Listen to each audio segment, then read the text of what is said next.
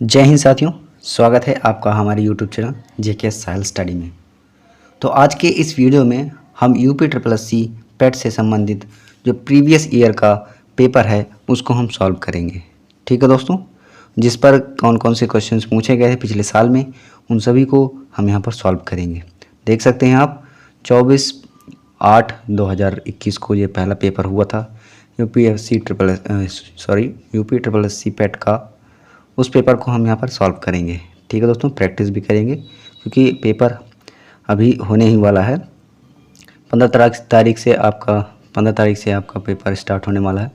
तो चलिए शुरू करते हैं। पहला क्वेश्चन देखते हैं जो कि सामान्य हिंदी से संबंधित है, सामान्य जीएस जीके है, उससे संबंधित है। चलिए शुरू करते हैं। पहला क्वेश्चन क्या है? भारत में शासन करने वाले शासकों का क्रमानुसार क्या क्रम होगा? सही क्रम क्या होगा?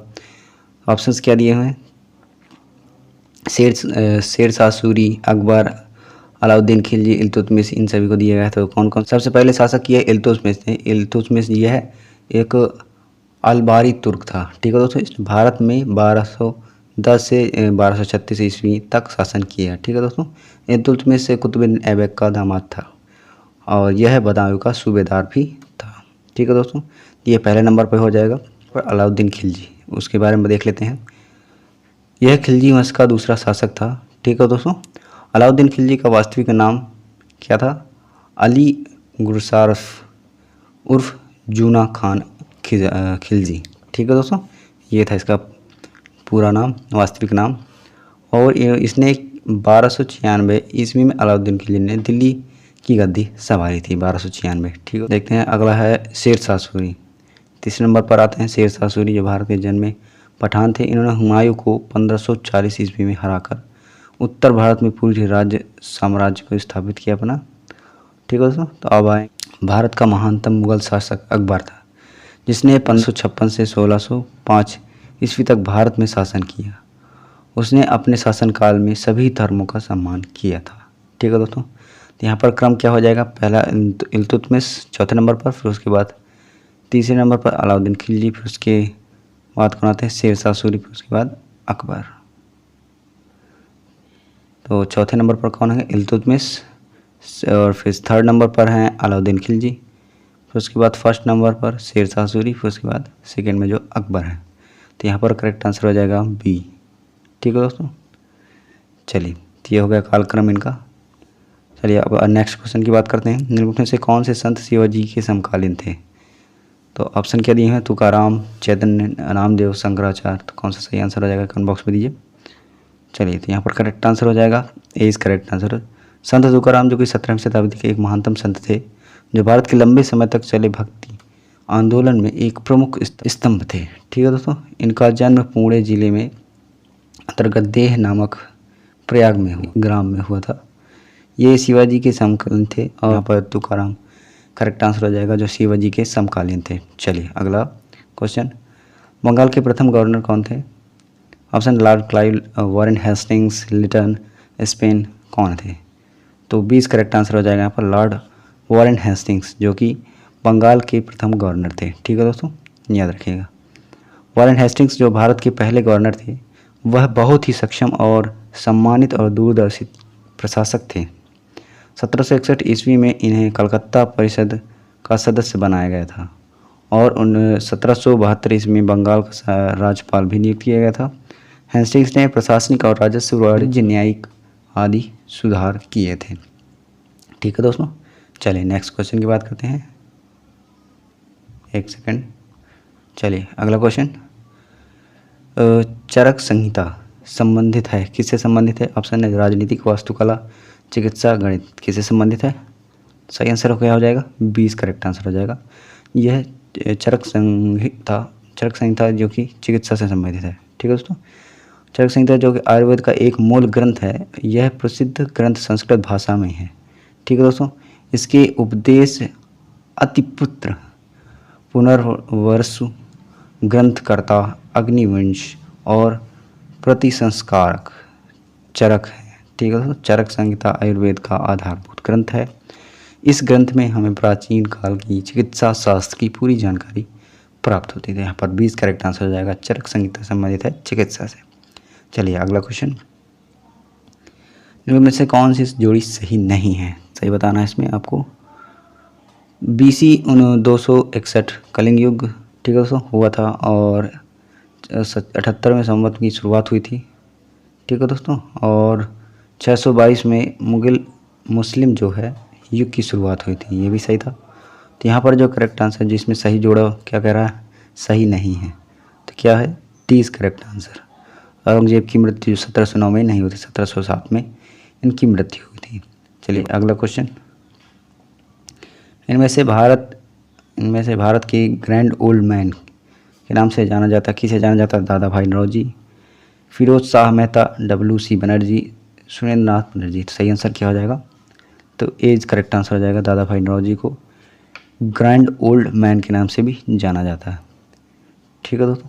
भारतीय नौरोजी ब्रिटिश कालीन भारत की एक पारसी बुद्धिजीवी, शिक्षा शास्त्री, कपास के व्यापारी और आरंभिक राजनैतिक एवं सामाजिक नेता थे, और जिन्होंने भारत का वयोवृद्ध पुरुष जिसे grand old man of India कहा जाता है, इन्हें कहा जाता है, ठीक है दोस्तों, दादा भाई नौरोजी को। वे सन 1892 से 1895 तक यूनाइटेड किंगडम के हाउस ऑफ कॉमन्स के सदस्य भी रहे थे, ठीक है दोस्तों। तो यहाँ पर एज करेक्ट आंसर हो जाएगा, ग्रैंड ओल्ड मैन दादा भाई नौरोजी को कहा जाता है। चलिए अगला क्वेश्चन, सन 1915 से 16 में किसके नेतृत्व में 2 होम रूल लीग शुरू हुए थे, तो ऑप्शन क्या सही हो जाएगा, एनी बेसेंट और लोकमान्य तिलक, तिलक एवं लाला लाजपत राय, तिलक विपिन चंद्रपाल, तिलक और अरविंद घोष। तो इसका सही आंसर हो जाएगा, एज करेक्ट आंसर हो जाएगा, एनी बेसेंट और लोकमान्य तिलक, इन दोनों के नेतृत्व में होम रूल जो लीग था उसकी शुरुआत 1915 से 16 में की गई थी, ठीक है दोस्तों। एनी बेसेंट और दूसरी बाल गंगाधर तिलक के नेतृत्व में इनको शुरू किया गया था। होम रूल आंदोलन का उद्देश्य होता था कनाडा और ऑस्ट्रेलिया जैसे देशों की तर्ज पर ब्रिटिश साम्राज्य के तहत भारत में होम रूल या भारत के प्रभुत्व का दर्जा प्राप्त करना, ठीक है दोस्तों।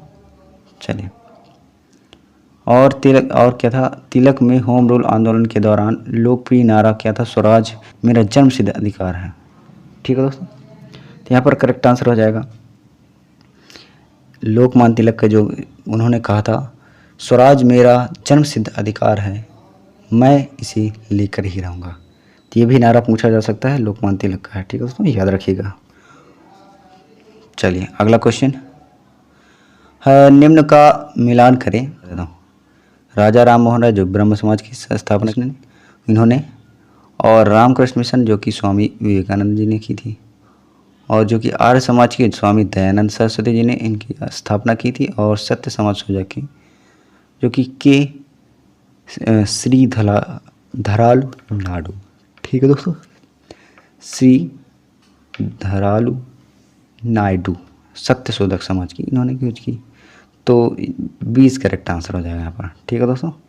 चलिए आप ये पूरा आर्टिकल लिखा, आप पूरा इससे संबंधित पूरी जानकारी आप ले सकते हैं। चलिए अगला क्वेश्चन की बात करते हैं। यहाँ पर प्रैक्टिस ज़्यादा से ज़्यादा करेंगे क्योंकि एग्ज़ाम्स ज़्यादा दूर नहीं है। चलिए करो या मरो का नारा किसका है, चलिए आंसर दीजिए कमेंट बॉक्स में। सरदार पटेल, सुभाष चंद्र बोस, जवाहरलाल नेहरू, महात्मा गांधी किसका है, तो डी इस करेक्ट आंसर हो जाएगा, महात्मा गांधी जी का है ये करो या मरो।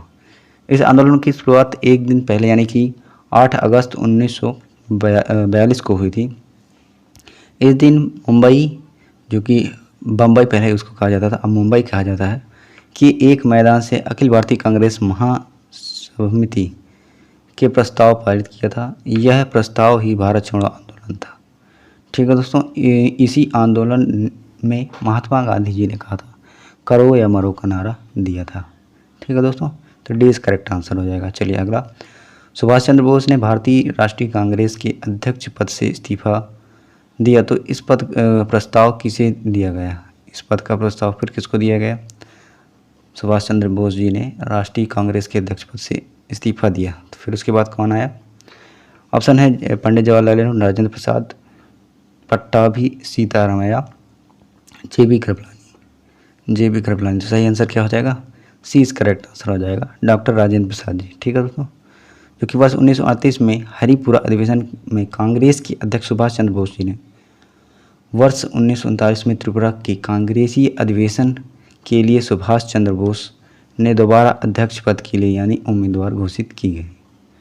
ठीक हो, जबकि गांधी जी ने कट्टर समर्थक पट्टाभी सीतारामैया को अध्यक्ष बनाना चाहते थे, लेकिन 29 नवंबर 1939 को हुए चुनाव में सुभाष चंद्र बोस को 1337 में के मुकाबले 1580 मत मिले, पुनः अध्यक्ष चुने गए। गांधी जी ने अपनी हार मानी और इसको अपनी व्यक्तित्व प्रतिष्ठा से जोड़ा लिया। ठीक है, अतः सुभाष चंद्र बोस ने अध्यक्ष पद से इस्तीफा दे दिया। इनकी जगह में डॉक्टर राजेंद्र प्रसाद जी को अध्यक्ष बनाया गया। ठीक है दोस्तों, चलिए अगला क्वेश्चन। तो वीडियो अच्छा लग रहा तो लाइक जरूर करिएगा दोस्तों। अगला क्वेश्चन है 11वां, सलान पन बिजली परियोजना किस नदी पर स्थित है? ऑप्शन है झेलम, चिनाब, रावी, व्यास। सही आंसर क्या हो जाएगा? कमेंट बॉक्स में दीजिए। तो यहाँ पर सही आंसर हो जाएगा, सी इज करेक्ट आंसर हो जाएगा, चिनाब नदी पर। सलान पर बिजली जो परियोजना है वह जम्मू कश्मीर राज्य के चिनाब नदी में स्थित है। ठीक है दोस्तों, वहाँ पर स्थापित किया गया है ये जल परियोजना। इस परियोजना की आधारशिला 1920 में की गई थी और प्रोजेक्ट की व्यवहार्यता संबंधित अध्ययन वर्ष 1961 में पूरा हुआ और वर्ष 1970 में इसका निर्माण कार्य शुरू हुआ था। ठीक है दोस्तों, तो सलान पन बिजली परियोजना जो कि चिनाब नदी में है। ठीक है दोस्तों, जम्मू कश्मीर में, याद रखिएगा। चलिए, वसंत विषु होता है कब होता है? 21 मार्च को, 23 सितंबर को, 18 जून को या फिर 22 दिसंबर को। सही आंसर क्या हो जाएगा? तो ए इस करेक्ट आंसर हो जाएगा, वसंत विषु जो 21 मार्च को होता है। ठीक है दोस्तों, वसंत विषु या महाविषु भी इसे कहा जाता है। मार्च विषु यानी कि मार्च में होता है। इस तिथि को उपसौर बिंदु दक्षिण गोलार्ध को छोड़कर उत्तरी गोलार्ध की ओर बढ़ता हुआ प्रतीत होता है। ठीक है दोस्तों, उपसौर बिंदु, और धरती से देखने पर यह विषु यानी कि ग्रीनविच रेखा पर 19 मार्च से लेकर 21 मार्च के बीच आती है। ठीक है दोस्तों, चलिए अगला क्वेश्चन। राजस्थान में खेतड़ी परियोजना किसके उत्पादन के लिए प्रसिद्ध है? ऑप्शन है जस्ता, तांबा, इस्पात, एल्युमिनियम। सही आंसर क्या हो जाएगा? तो यहाँ पर सही आंसर हो जाएगा सी इज करेक्ट आंसर, मतलब तांबा। खेतड़ी परियोजना है जो कि कहाँ की, उसमें तांबा की उत्पाद के लिए प्रसिद्ध है। ठीक है दोस्तों, वास्तव में खेतड़ी 2 कस्बों में है, जो कि एक वह जिसे खेतड़ी कस्बे के रूप में जाना जाता है, जिसे राजा खेत सिंह जी निर्वाण ने बसाया था। यह खेतड़ी नगर का कस्बा जो लगभग 10 किलोमीटर दूर है, इसे तांबा परियोजना के रूप में जाना जाता है। ठीक है दोस्तों, खेतड़ी नगर का निर्माण भारत सरकार की एक सार्वजनिक उपक्रम हिंदुस्तान कॉपर लिमिटेड ने किया। यह चारों ओर से पर्वत द्वारा घिरा हुआ है, बहुत ही मनोरम नगर है। समीप में ही तांबा की खदानें भी हैं और भारतीय तांबा निगम की ओर से खान चालू की गई हैं, जो कि तांबा प्राप्त किया जाता है वहाँ पर। तो यहाँ पर करेक्ट आंसर हो जाएगा C is correct answer, Khetri परियोजना जो कि तांबा से संबंधित है। ठीक है दोस्तों, चलिए काजीरंगा राष्ट्रीय उद्यान स्थित है, कहाँ पर स्थित है? ऑप्शन है मध्य प्रदेश, पश्चिम बंगाल, असम, केरल। सही आंसर क्या हो जाएगा? तो बी इज करेक्ट आंसर हो जाएगा, असम। काजीरंगा राष्ट्रीय उद्यान जो कि असम में है। ठीक है दोस्तों, और यहाँ पर एक राष्ट्रीय उद्यान है असम राज्य में। यह उद्यान एक सींग गैंडे और जो कि भारतीय गैंडे की एक विशेष रूप से भी प्रसिद्ध है ये उद्यान। ठीक है दोस्तों, याद रखिएगा। तो यहाँ पर 20 करेक्ट आंसर हो जाएगा, काजीरंगा राष्ट्रीय उद्यान जो कि असम का है प्रसिद्ध। ठीक है दोस्तों, राष्ट्रीय उद्यान। चलिए, निम्नलिखित में से हिमालयी नदी तंत्र की नदियाँ हैं। ऑप्शन है कावेरी, ब्रह्मपुत्र, गंगा, गोदावरी। सही आंसर क्या हो जाएगा? तो यहाँ पर 20 करेक्ट आंसर हो जाएगा। 20 करेक्ट मतलब गंगा और ब्रह्मपुत्र। ठीक है दोस्तों। हिमालयी नदी तंत्र की नदियाँ भी कही जाती हैं गंगा और ब्रह्मपुत्र को, ठीक है दोस्तों। ब्रह्मपुत्र की उद्गम की बात करें तो यह तिब्बत में होता है, ठीक है दोस्तों, याद रखिएगा तिब्बत में इसका उद्गम होता है। और मानसरोवर झील के पास चेमायुंगडुंग ग्लेशियर से निकलती है। कहाँ से निकलती है? मानसरोवर झील के पास से, ठीक है दोस्तों, जो कि चेमायुंगडुंग ग्लेशियर से वहाँ से निकलती है। ब्रह्मपुत्र नदी की बात करें कुल लंबाई कितनी है? 2900 किलोमीटर, ठीक है दोस्तों, याद रखिएगा, ये भी कभी कभी पूछ सकता है। गंगा नदी हिमालय पर्वत के गंगोत्री ग्लेशियर के पास गोमुख हिमानी से निकलती है। कहाँ से निकलती है? ग्लेशियर जो कि गंगोत्री ग्लेशियर के पास है, गोमुख हिमानी, वहाँ से निकलती है। यह जब ग्लेशियर बर्फ़ पिघलता है तो भागीरथी नदी का साफ पानी बनाती है, ठीक है दोस्तों। भागीरथी नदी देवप्रयाग में अलकनंदा नदी से मिलकर ही गंगा नदी का निर्माण होता है, ठीक है दोस्तों। और गंगा नदी की बात करें कितनी लंबाई है? 2225, ठीक है दोस्तों, याद रखिएगा 2225 गंगा नदी की लंबाई है। यहाँ पर करेक्ट आंसर क्या हो जाएगा? हिमालयी नदी तंत्र की नदियाँ हैं गंगा और ब्रह्मपुत्र। चलिए नेक्स्ट क्वेश्चन की बात करते हैं। तो प्लीज़ लाइक करते जाइए दोस्तों अगर आपको वीडियो अच्छा लगता है। पूरा पेपर 2021 का है दोस्तों। सही आंसर क्या हो जाएगा? साहूकारों द्वारा ली जाने वाली ब्याज दर, अनुसूचित बैंकों द्वारा ली जाने वाली दर, बैंकिंग संस्थाओं के द्वारा लाभ की दर, देश की केंद्रीय बैंक द्वारा ली जाने वाली आधिकारिक ब्याज दर है। तो डी इज करेक्ट आंसर हो जाएगा यहाँ पर। देश की केंद्रीय बैंक द्वारा ली जाने वाली आधिकारिक ब्याज दर है, बैंक दर का अर्थ होता है, ठीक है दोस्तों। तो डी इज करेक्ट आंसर हो जाएगा। चलिए अगला, यदि आरबीआई नकद कोषानुपात को घटा दे तो साख सर्जन पर क्या असर होगा? तो यहाँ पर क्या हो जाएगा? बढ़ जाएगी। साख सर्जन पर क्या हो जाएगा? उसकी बढ़ जाएगी। यदि आरबीआई नगद कोषानुपात को घटा दे तो साख सर्जन क्या हो जाएगी? बढ़ जाएगी। सी इज करेक्ट आंसर हो जाएगा। चलिए अगला, इनमें से किस प्रकार की अर्थव्यवस्था में संसाधनों पर निजी अधिकार होते हैं और आर्थिक गतिविधियों का मुख्य उद्देश्य लाभ अर्जित करना होता है? ऑप्शन है पूंजीवाद, समाजवाद, मिश्रित वैश्विक। सही आंसर क्या हो जाएगा? ए इज करेक्ट आंसर हो जाएगा। पूंजीवाद क्या है? पूंजीवादी एक आर्थिक व्यवस्था है। इस व्यवस्था में सरकार की बाजार को नियंत्रित करने वाली खास सक्रिय भूमिका नहीं होती है। पूंजीवाद आर्थिक व्यवस्था में उत्पाद या निर्माण के साधनों के मुख्य रूप से निजी स्वामित्व में होते हैं। पूंजीवाद व्यक्तियों को अपने लाभ और आय का प्रबंध करने का अवसर प्रदान करता है, ठीक है दोस्तों, ए इज करेक्ट आंसर हो जाएगा। अर्थव्यवस्था में संसाधन जो निजी अधिकार होते हैं, आर्थिक गतिविधियों का मुख्य उद्देश्य पूंजीवादी को अर्जित करना है, ठीक है दोस्तों। चलिए अगला, 100 रुपये का नोट किसके द्वारा हस्ताक्षरित होता है? चलिए बताइए। तो यहाँ पर आरबीआई के द्वारा, भारत सरकार के द्वारा, भारत के राष्ट्रपति के द्वारा, वित्त मंत्री के द्वारा, वित्त सचिव के द्वारा। सही आंसर क्या हो जाएगा? ए इज करेक्ट आंसर है। यहाँ पर आरबीआई गवर्नर जो होते हैं उनके द्वारा हस्ताक्षरित किया जाता है, ठीक है। तो 100 रुपये का नोट जो है, 100 रुपये का नोट में इसमें भारतीय रिजर्व बैंक गवर्नर के हस्ताक्षर होते हैं और केवल 1 रुपये के नोट में वित्त सचिव के हस्ताक्षर होते हैं, ठीक है दोस्तों। ये भी याद रखिएगा, 1 रुपये में भी पूछ सकता है। तो यहाँ पर महात्मा गांधी जी के 100 रुपये के मूल्य में जो महात्मा गांधी जी बने होते हैं 100 रुपये के मूल्य में, वहाँ पर जो नोट में भारतीय रिजर्व बैंक के गवर्नर के हस्ताक्षर होते हैं, गवर्नर के, ठीक है दोस्तों, भारत के गवर्नर के। चलिए अगला, फेमा का पूर्ण रूप क्या है? चलिए कमेंट बॉक्स में दीजिए। फेमा का पूर्ण रूप है फॉरेन एक्सचेंज मैनेजमेंट एक्ट। भारतीय अर्थव्यवस्था में सभी लेन देन जिसमें विदेशी मुद्रा शामिल रहती हैं, विदेशी मुद्रा विनिमय अधिनियम जिसे फेम कहा जाता है, ठीक है दोस्तों। फॉरेन एक्सचेंज मैनेजमेंट है जिसे फेमा भी कहते हैं। 1973 द्वारा विनियमित किए जाते थे। फेमा का मुख्य उद्देश्य देश के विदेशी मुद्रा संसाधनों का संरक्षण एवं उचित उपयोग करना था, ठीक है दोस्तों। तो 20 करेक्ट आंसर आ जाएगा। फॉरेन एक्सचेंज मैनेजमेंट फेमा का फुल फॉर्म होता है।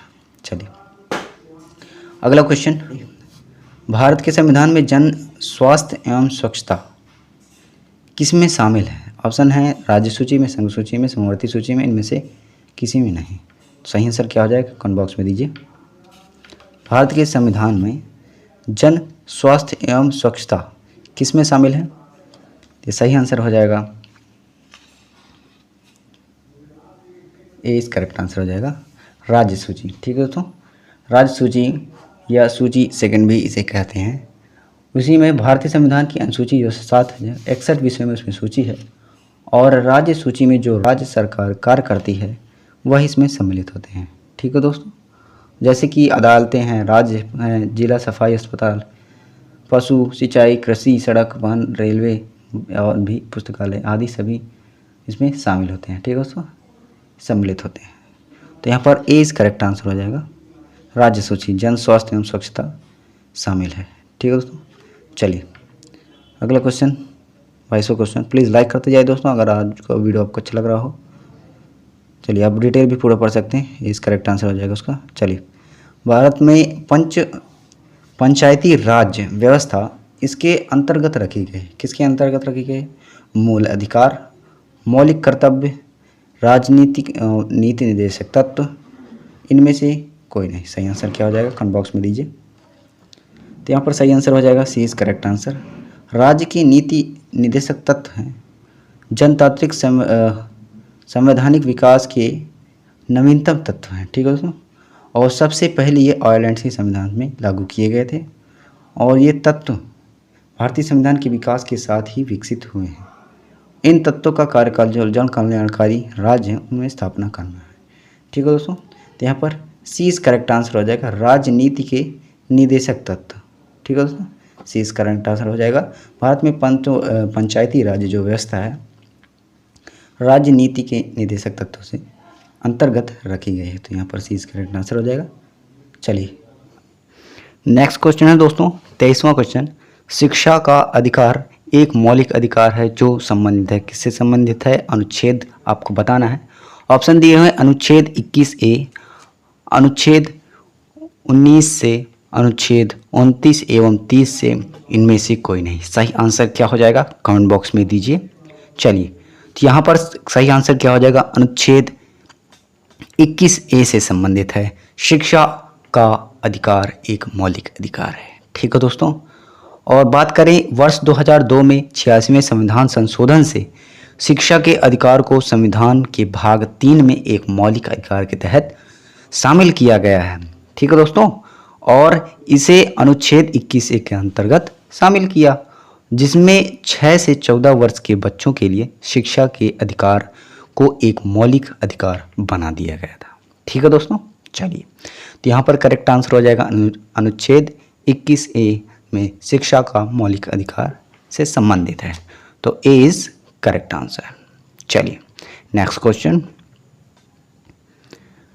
निम्न में से किसने संविधान सभा के उद्देश्य प्रस्ताव रखा है? किसने रखा है? ऑप्शंस हैं जवाहरलाल नेहरू, अंबेडकर, महात्मा गांधी, BN राव। सही आंसर क्या हो जाएगा? तो इसका सही आंसर हो जाएगा जवाहरलाल नेहरू। ठीक है दोस्तों, पंडित जवाहरलाल नेहरू ने भारत के संविधान सभा में 11 दिसंबर 1946 में संकल्प लक्ष्य रखा था। ठीक है दोस्तों, जिसे सर्वसम्मति के साथ 22 जनवरी 1947 में स्वीकार कर लिया गया था। ठीक है दोस्तों, इसमें दिए गए संकल्प पाकिस्तान को कुरान एवं सुन्नत में दिए गए लोकतांत्रिक के आदर्शों पर विकसित व खड़ा संकल्प करने का संकल्प लेते हैं। साथ ही इसमें पाकिस्तान ने मुसलमानों को कुरान एवं सुन्नत के दिए गए नियमों के अनुसार जीवन व्यतीत करने की अवसर देने एवं अन्य अल्पसंख्यकों के धार्मिक, सामाजिक एवं अन्य वैध अधिकारों की रक्षा की बात कही गई है। ठीक है दोस्तों, तो यहाँ पर करेक्ट आंसर क्या हो जाएगा? उद्देश्य प्रस्ताव किसने रखा है संविधान सभा में? जो कि जवाहरलाल नेहरू ने रखा था। ठीक है दोस्तों, तो ए इस करेक्ट आंसर हो जाएगा। चलिए नेक्स्ट क्वेश्चन की ओर चलते हैं। भारतीय संविधान के अनुच्छेद में किस अनुच्छेद में अल्पसंख्यकों के हित निहित हैं? किस में है? तो आंसर सही क्या हो जाएगा? अनुच्छेद 21, अनुच्छेद 29, अनुच्छेद 24 या फिर इनमें से कोई नहीं। तो आंसर सही क्या हो जाएगा? यहाँ पर आंसर हो जाएगा अनुच्छेद 29। अनुच्छेद 29 में भारतीय संविधान के जो अल्पसंख्यकों के हित में निहित है। ठीक है दोस्तों, जिसमें संविधान की धार्मिक और भाषाई अल्पसंख्यकों को अनुच्छेद 29 और 30 में विशेष अधिकार दिए गए हैं। ठीक है दोस्तों, अनुच्छेद 29 की बात करें तो अनुच्छेद 29A के अनुसार किसी भी समुदाय के लोग जो भारत में किसी राज्य में रहते हैं या किसी क्षेत्र में जिनकी उसकी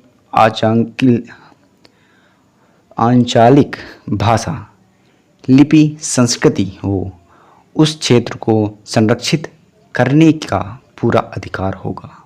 यह प्रस्ताव जनप्रतिनिधि कानून 1957 के तहत है। ठीक है दोस्तों, अनुच्छेद 29 में हो गया।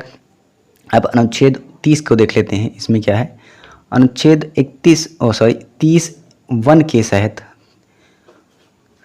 वन के तहत क्या है इसमें कि सभी अल्पसंख्यकों को धर्म या भाषा के आधार पर अपनी पसंद के आधार पर शैक्षिक संस्था को स्थापित करने का भी अधिकार अनुच्छेद 30(1) में रखा हुआ है, याद रखिएगा। चलिए बात करते हैं, संविधान में अल्पसंख्यक शब्द को परिभाषित नहीं किया गया है। ये भी काफ़ी इंपॉर्टेंट पॉइंट है, याद रखिएगा। तो यहाँ पर करेक्ट आंसर क्या हो जाएगा, सी करेक्ट आंसर हो जाएगा, जिसमें अल्पसंख्यकों के हित में निहित अनुच्छेद 29 में है। ठीक है दोस्तों, तो यहाँ पर सी इज करेक्ट आंसर। चलिए नेक्स्ट क्वेश्चन है दोस्तों, ठोस चालक में धारावाहक होते हैं, क्या होते हैं? ऑप्शंस हैं प्रोटॉन, मुक्त इलेक्ट्रॉन, न्यूट्रॉन या फिर इनमें से कोई नहीं। सही आंसर क्या हो जाएगा, कमेंट बॉक्स में दीजिए।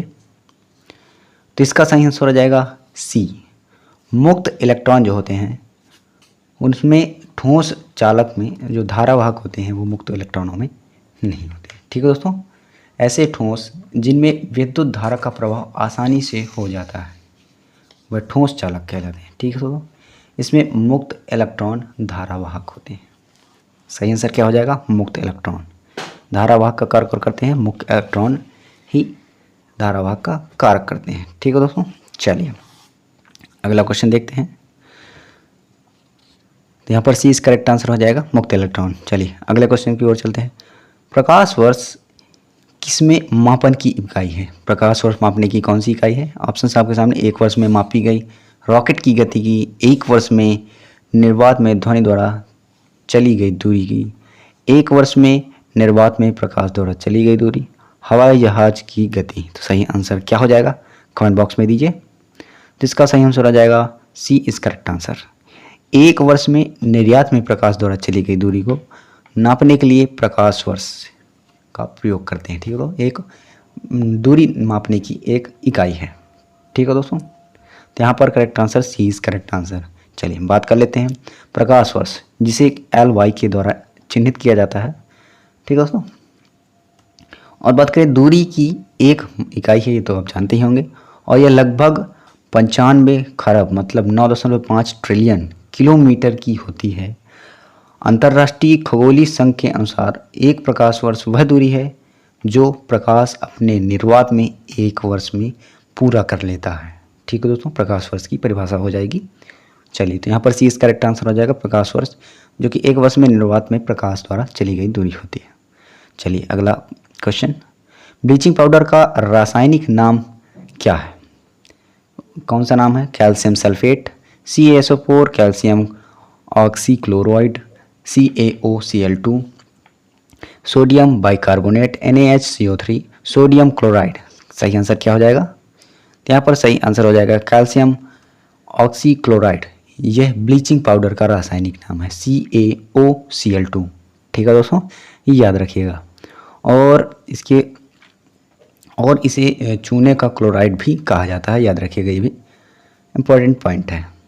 ठीक है दोस्तों, इसका रासायनिक सूत्र क्या है? CaOCl2, याद रखिएगा ब्लीचिंग पाउडर का। चलिए अगला क्वेश्चन है 18 कैरेट सोने में खरे सोने का प्रतिशत कितना परसेंट होता है? चलिए बताइए, 7%, 80%, 75%, 100%। सही आंसर क्या हो जाएगा? तो यहाँ पर सही आंसर हो जाएगा 75%। तो 20 करेक्ट आंसर हो जाएगा। ठीक है दोस्तों, बात करें इसमें 18% भाग में अन्य वस्तुएं जो 6 भाग होते हैं उसमें होते हैं। ठीक ठीक है दोस्तों। प्रतिशत में बात करें तो 18 कैरेट सोना 75% सोने के बराबर होता है। और अन्य 25 में जो कि धातुएं हैं जैसे जिंक है, तांबा, निकल आदि होते हैं। और 18 कैरेट सोने में अतिरिक्त धातुएं जो 24 कैरेट की होती हैं और 22 कैरेट की तुलना में ठोस और टिकाऊ होते हैं। ठीक है दोस्तों। चलिए, तो इसका सही आंसर हो जाएगा 75%। 18 कैरेट सोने में खरे सोने की प्रतिशतता 75%। चलिए अगला नेक्स्ट क्वेश्चन। संतरे में बहुताय में होता है, क्या होता है? चलिए बताइए। Vitamin C, vitamin B, vitamin A, इनमें से कोई नहीं। सही आंसर क्या हो जाएगा? सही आंसर हो जाएगा ए, विटामिन सी। संतरा जो है एक भरपूर मात्रा में विटामिन सी पाया जाता है। इसमें विटामिन सी का स्रोत अच्छा खासा माना जाता है संतरे को। ठीक है दोस्तों। और इसके अलावा बात करें विटामिन ए की और बी की, इसमें कैल्शियम और मैग्नीज, पोटेशियम, फास्फोरस आदि पोषक तत्व भी पाए जाते हैं, ये याद रखिएगा। चलिए अब यहाँ पर आते हैं कुछ मैथ से संबंधित, बहुत ही सिंपल रहते हैं। देखिए यहाँ पर आपको दिख रहा है क्वेश्चन मार्क पर यहाँ पर बताना है, अंडर रूट में लिखा हुआ है क्वेश्चन मार्क अपॉन 196। रुकिए थोड़ा सा, यहाँ पर जो क्वेश्चन मार्क लिखा है वहाँ पर आपको बताना है क्या आएगा। तो देखिए इसको कैसे सॉल्व करेंगे। इसको सॉल्व करने के लिए आपको करना पड़ेगा, इसको सबसे पहले यहाँ पर आप देख रहे होंगे सॉल्यूशन भी आपको दिया हुआ है यहाँ पर। अब इस रूट को, जो ये रूट लिखा हुआ है यहाँ पर फिर से दिखा देता हूँ आपको, ये जो रूट है अंडर रूट है, इसको यहाँ पर स्क्वायर रूट बना देंगे। ठीक है दोस्तों। इसको इधर ले जाएंगे तो स्क्वायर में बन जाएगा। अब स्क्वायर करने के बाद इसको स्क्वायर करेंगे तो स्क्वायर करने पर 9 × 9 हो जाएगा। और ये जो है 196 है उसको इधर ले आएंगे और 7 का भी स्क्वायर कर देंगे तो कितना आ जाएगा 81 × 4, जो कि कितने के बराबर होगा 324 इसका आंसर आ जाएगा। तो यहाँ पर सी इज करेक्ट आंसर आ जाएगा। हमको क्वेश्चन मार्क पूछ रहा था तो ये सी इज करेक्ट आंसर आ गया। ठीक है, तो 324 ऐसे सॉल्व कर सकते हैं आराम से, इतने ज़्यादा कुछ गुणा भाग ज़्यादा कुछ नहीं करने की ज़रूरत पड़ती है। चलिए अगला नेक्स्ट क्वेश्चन की बात करते हैं। नेक्स्ट क्वेश्चन है दोस्तों, इसमें देखिए आपको ये देखने में काफ़ी अटपटा लग रहा होगा, लेकिन इसमें आपको a + b का a क्यूब लगाना है प्लस b क्यूब का फॉर्मूला इसमें यूज होगा। देखिए कैसे यूज होगा उसको बता देता हूँ मैं आपको। यहाँ पर आप देख सकते हैं 885 885 एक बार लिखा, दो एक और बार लिखा, 3 टाइम्स लिखा हुआ, और 115 भी 3 टाइम्स लिखा हुआ आप देख सकते हैं। इसी प्रकार नीचे भी लिखा हुआ है, ये 2 बार लिखा हुआ है 885 और ये भी 2 बार लिखा हुआ 115। फिर यहाँ पर देखिए अलग लिखे हुए हैं। अब इसको आप कैसे पहचानेंगे चलिए बता देता हूँ। यहाँ पर आपको लिख लेना, कॉमन लेना चाहें तो यहाँ पर क्या कॉमन लेंगे, अब इसको बनाना है a cube plus b cube का फॉर्मूला बनाना है। क्या होता है यहाँ पर देख सकते हैं a + b a² + b² minus ab, ये फार्मूला आपको बनाना है। यहाँ पर देख सकते हैं ये फार्मूला आपको बनाना है।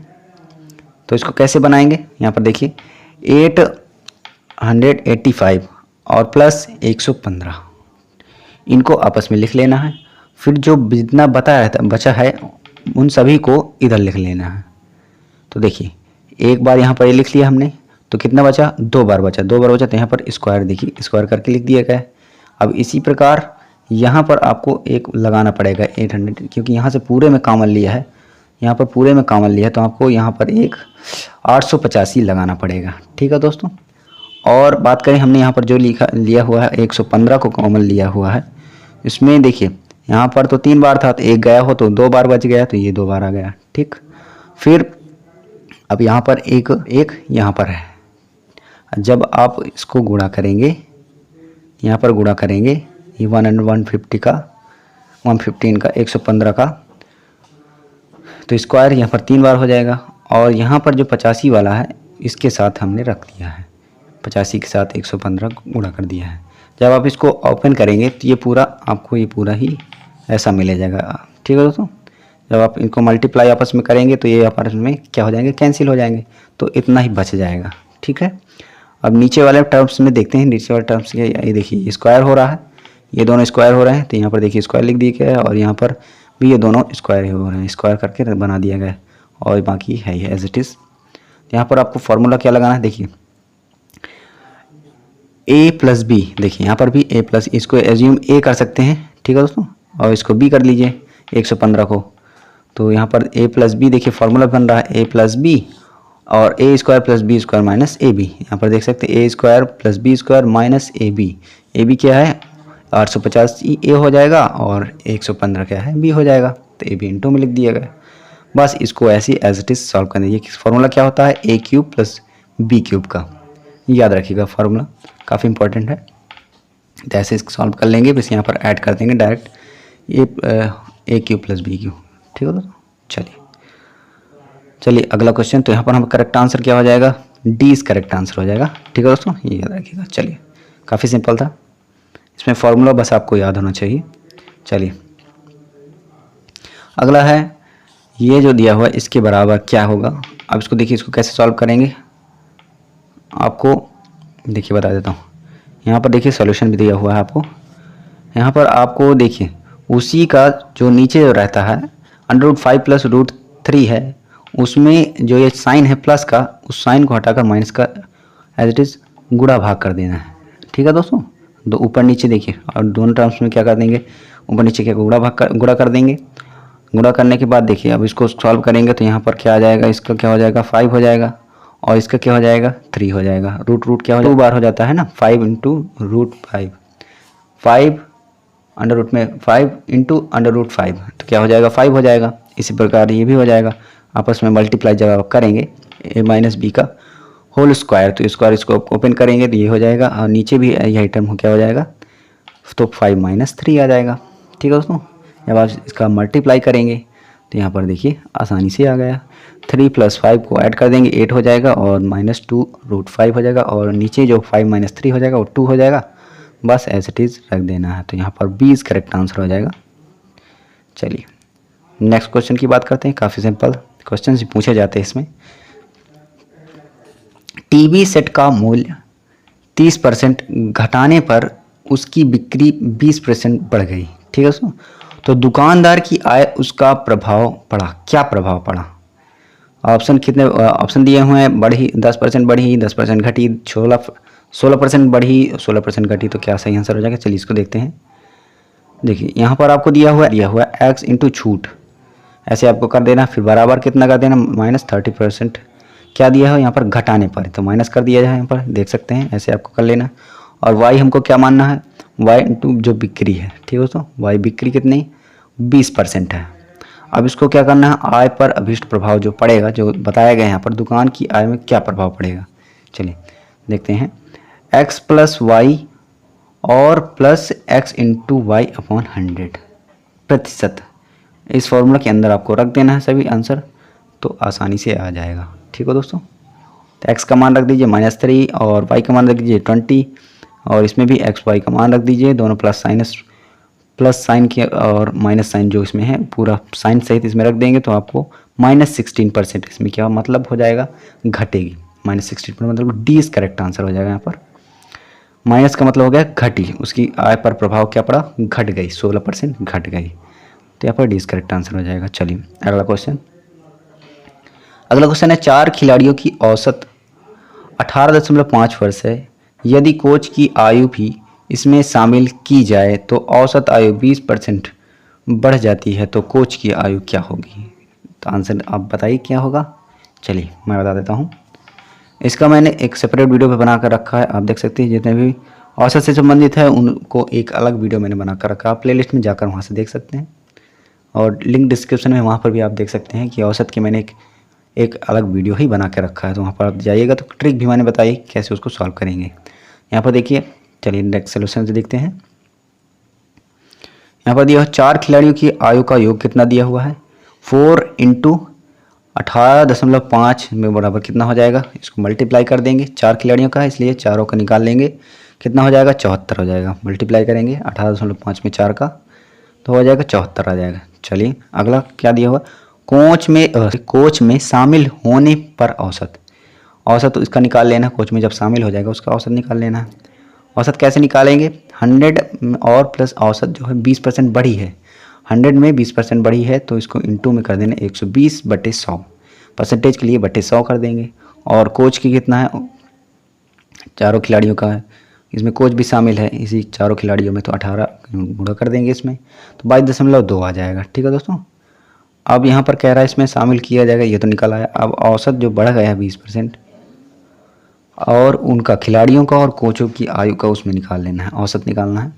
क्या हो जाएगा, खिलाड़ियों कर दीजिए, खिलाड़ियों कितने हैं 4 खिलाड़ी और कोच की आयु बटे 5, क्योंकि सभी जो मेंबर हो जाएंगे 5 हो जाएंगे, 4 खिलाड़ी हो जाएंगे और एक कोच हो जाएगा, तो 5 लोग हो जाएंगे। ठीक है दोस्तों, तो यहाँ पर क्या आ जाएगा 22.5 के बराबर कर देना। तो हमको जो निकल आया है, क्या निकल आया, 4 खिलाड़ियों की आयु का जो योग निकला है 74 निकला है, यहाँ पर आप देख सकते हैं। और कोच की आयु हमको निकालनी है, तो 22.5 जो कि कोच के शामिल होने के औसत जो निकला है उसमें बराबर करने के पर, और ये जो 5 है, 5 जो मेंबर हैं इनको इधर मल्टीप्लाई कर देंगे, इसके साथ मल्टीप्लाई कर देंगे तो कितना आ जाएगा, और माइनस करने के 111 में 74 माइनस करेंगे 37 वर्ष कोच की जो आयु है वो निकल आएगी। तो यहाँ पर डी इज करेक्ट आंसर हो जाएगा। ठीक है दोस्तों, डी इज करेक्ट आंसर। चलिए नेक्स्ट क्वेश्चन की बात कर दें।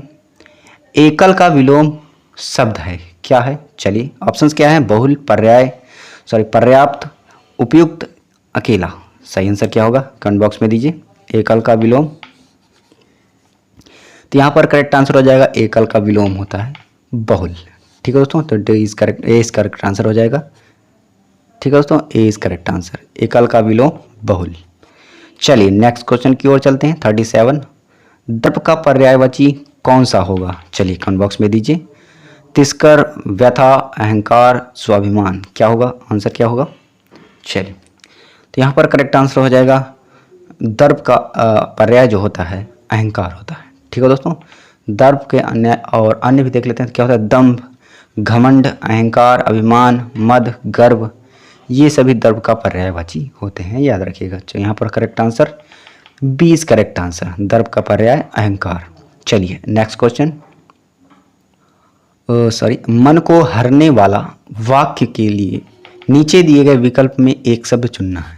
मन को हरने वाले को क्या कहते हैं, ऑप्शन है मर्मांतक, मस्त, मनोहर, मदमयी। सही आंसर क्या होगा, तो यहाँ पर करेक्ट आंसर हो जाएगा, देखिए मन को हरने वाला वाक्य में एक शब्द जो है मनोहर कहलाता है। ठीक है दोस्तों, चलिए तो यहाँ पर 20 करेक्ट आंसर हो जाएगा। चलिए नेक्स्ट क्वेश्चन, सागर में गागर भरना, ये मुहावरे का अर्थ क्या होगा दोस्तों, दोहों की रचना करना, बहुत बोलना, थोड़े में बहुत कहना, कम बोलना। सही आंसर क्या हो जाएगा, गागर में सागर भरना मतलब, तो यहाँ पर करेक्ट आंसर जो हो जाएगा थोड़े में बहुत कहना, 20 करेक्ट आंसर। गागर में सागर भरना मतलब बहुत कुछ कहना। ठीक है, थोड़े में बहुत कुछ कहना। और वाक्य प्रयोग भी इसका देख लेते हैं। एक वाक्य प्रयोग, कृष्ण जी की वाणी सुनकर ऐसा लगता है कि उन्होंने गागर में सागर भर दिया। ठीक है दोस्तों, गागर में सागर भर दिया हो, ये एक वाक्य प्रयोग भी हो जाएगा। ठीक है दोस्तों, 20 करेक्ट आंसर उसका हो जाएगा। चलिए 40वां क्वेश्चन है, शुद्ध वर्तनी की चयन कीजिए। वर्तनी भी पूछ लेता है तो आप उनको पढ़ लीजिएगा, काफ़ी। सी इज करेक्ट आंसर, यहाँ पर सी करेक्ट आंसर हो जाएगा। ठीक है दोस्तों, ऐसे महत्वाकांक्षा लिखा जाता है और बाकी सभी वर्तनी क्या होगी, गलत हो जाएंगी। ठीक है दोस्तों, चलिए अब देखते हैं 40 से जो 41 क्वेश्चन हैं उनमें हम देखेंगे इंग्लिश में जो पैसेज दिया रहेगा उसमें जो क्वेश्चन पूछे जाएंगे वो उससे संबंधित रहेंगे। तो इसमें आपको देखिए पूरा पैसेज आप रीड कर लीजिएगा, मैं स्किप कर देता हूँ इसको, आप अच्छे से पॉज करके उसको रीड कर लीजिएगा। चलिए मैं डायरेक्ट आपको आंसर बताता हूँ इसका। A many side personalities mean, इसका मतलब क्या होता है, a many side personalities mean. Option दिया हुआ a complex personality, a secretive personality, a person having varied interest, a capable person. सही आंसर क्या होगा, तो इसका सही आंसर आ जाएगा C is correct answer, a person having varied interest. A many sides personalities means होता है a person having varied interest, मतलब बहुत सारे इंटरेस्ट उसके होंगे। ठीक है दोस्तों, ए मैनी साइड्स पर्सनालिटी। चलिए अगला क्वेश्चन है, पीटी नेहरू इंजॉयड, पंडित जवाहरलाल नेहरू इंजॉयड करते थे, किसमें इंजॉय करते थे, reading and writing books, flying, fighting political and social evils, resist टायरेनी, doing all these and much more. सही आंसर क्या हो जाएगा, यहाँ पर डी इज करेक्ट आंसर हो जाएगा। जो पंडित नेहरू जो थे वो इंजॉय करते थे, किसमें इंजॉय करते थे, enjoyed reading and writing books. ठीक है दोस्तों, as he enjoy fighting political and social evils और resisting tyranny, so the correct answer is D. जो सभी हैं ये सभी इनका करेक्ट आंसर हो जाएगा। तो all these and much more, ये जो सभी करते जो हैं किए वो सब उनको अच्छा लगता था, इंजॉय सभी में करते थे, रीडिंग में, फाइटिंग में, सभी में इंजॉय करते थे। ठीक है दोस्तों, चलिए नेक्स्ट क्वेश्चन की ओर चलते हैं। 2 मिनट दीजिएगा।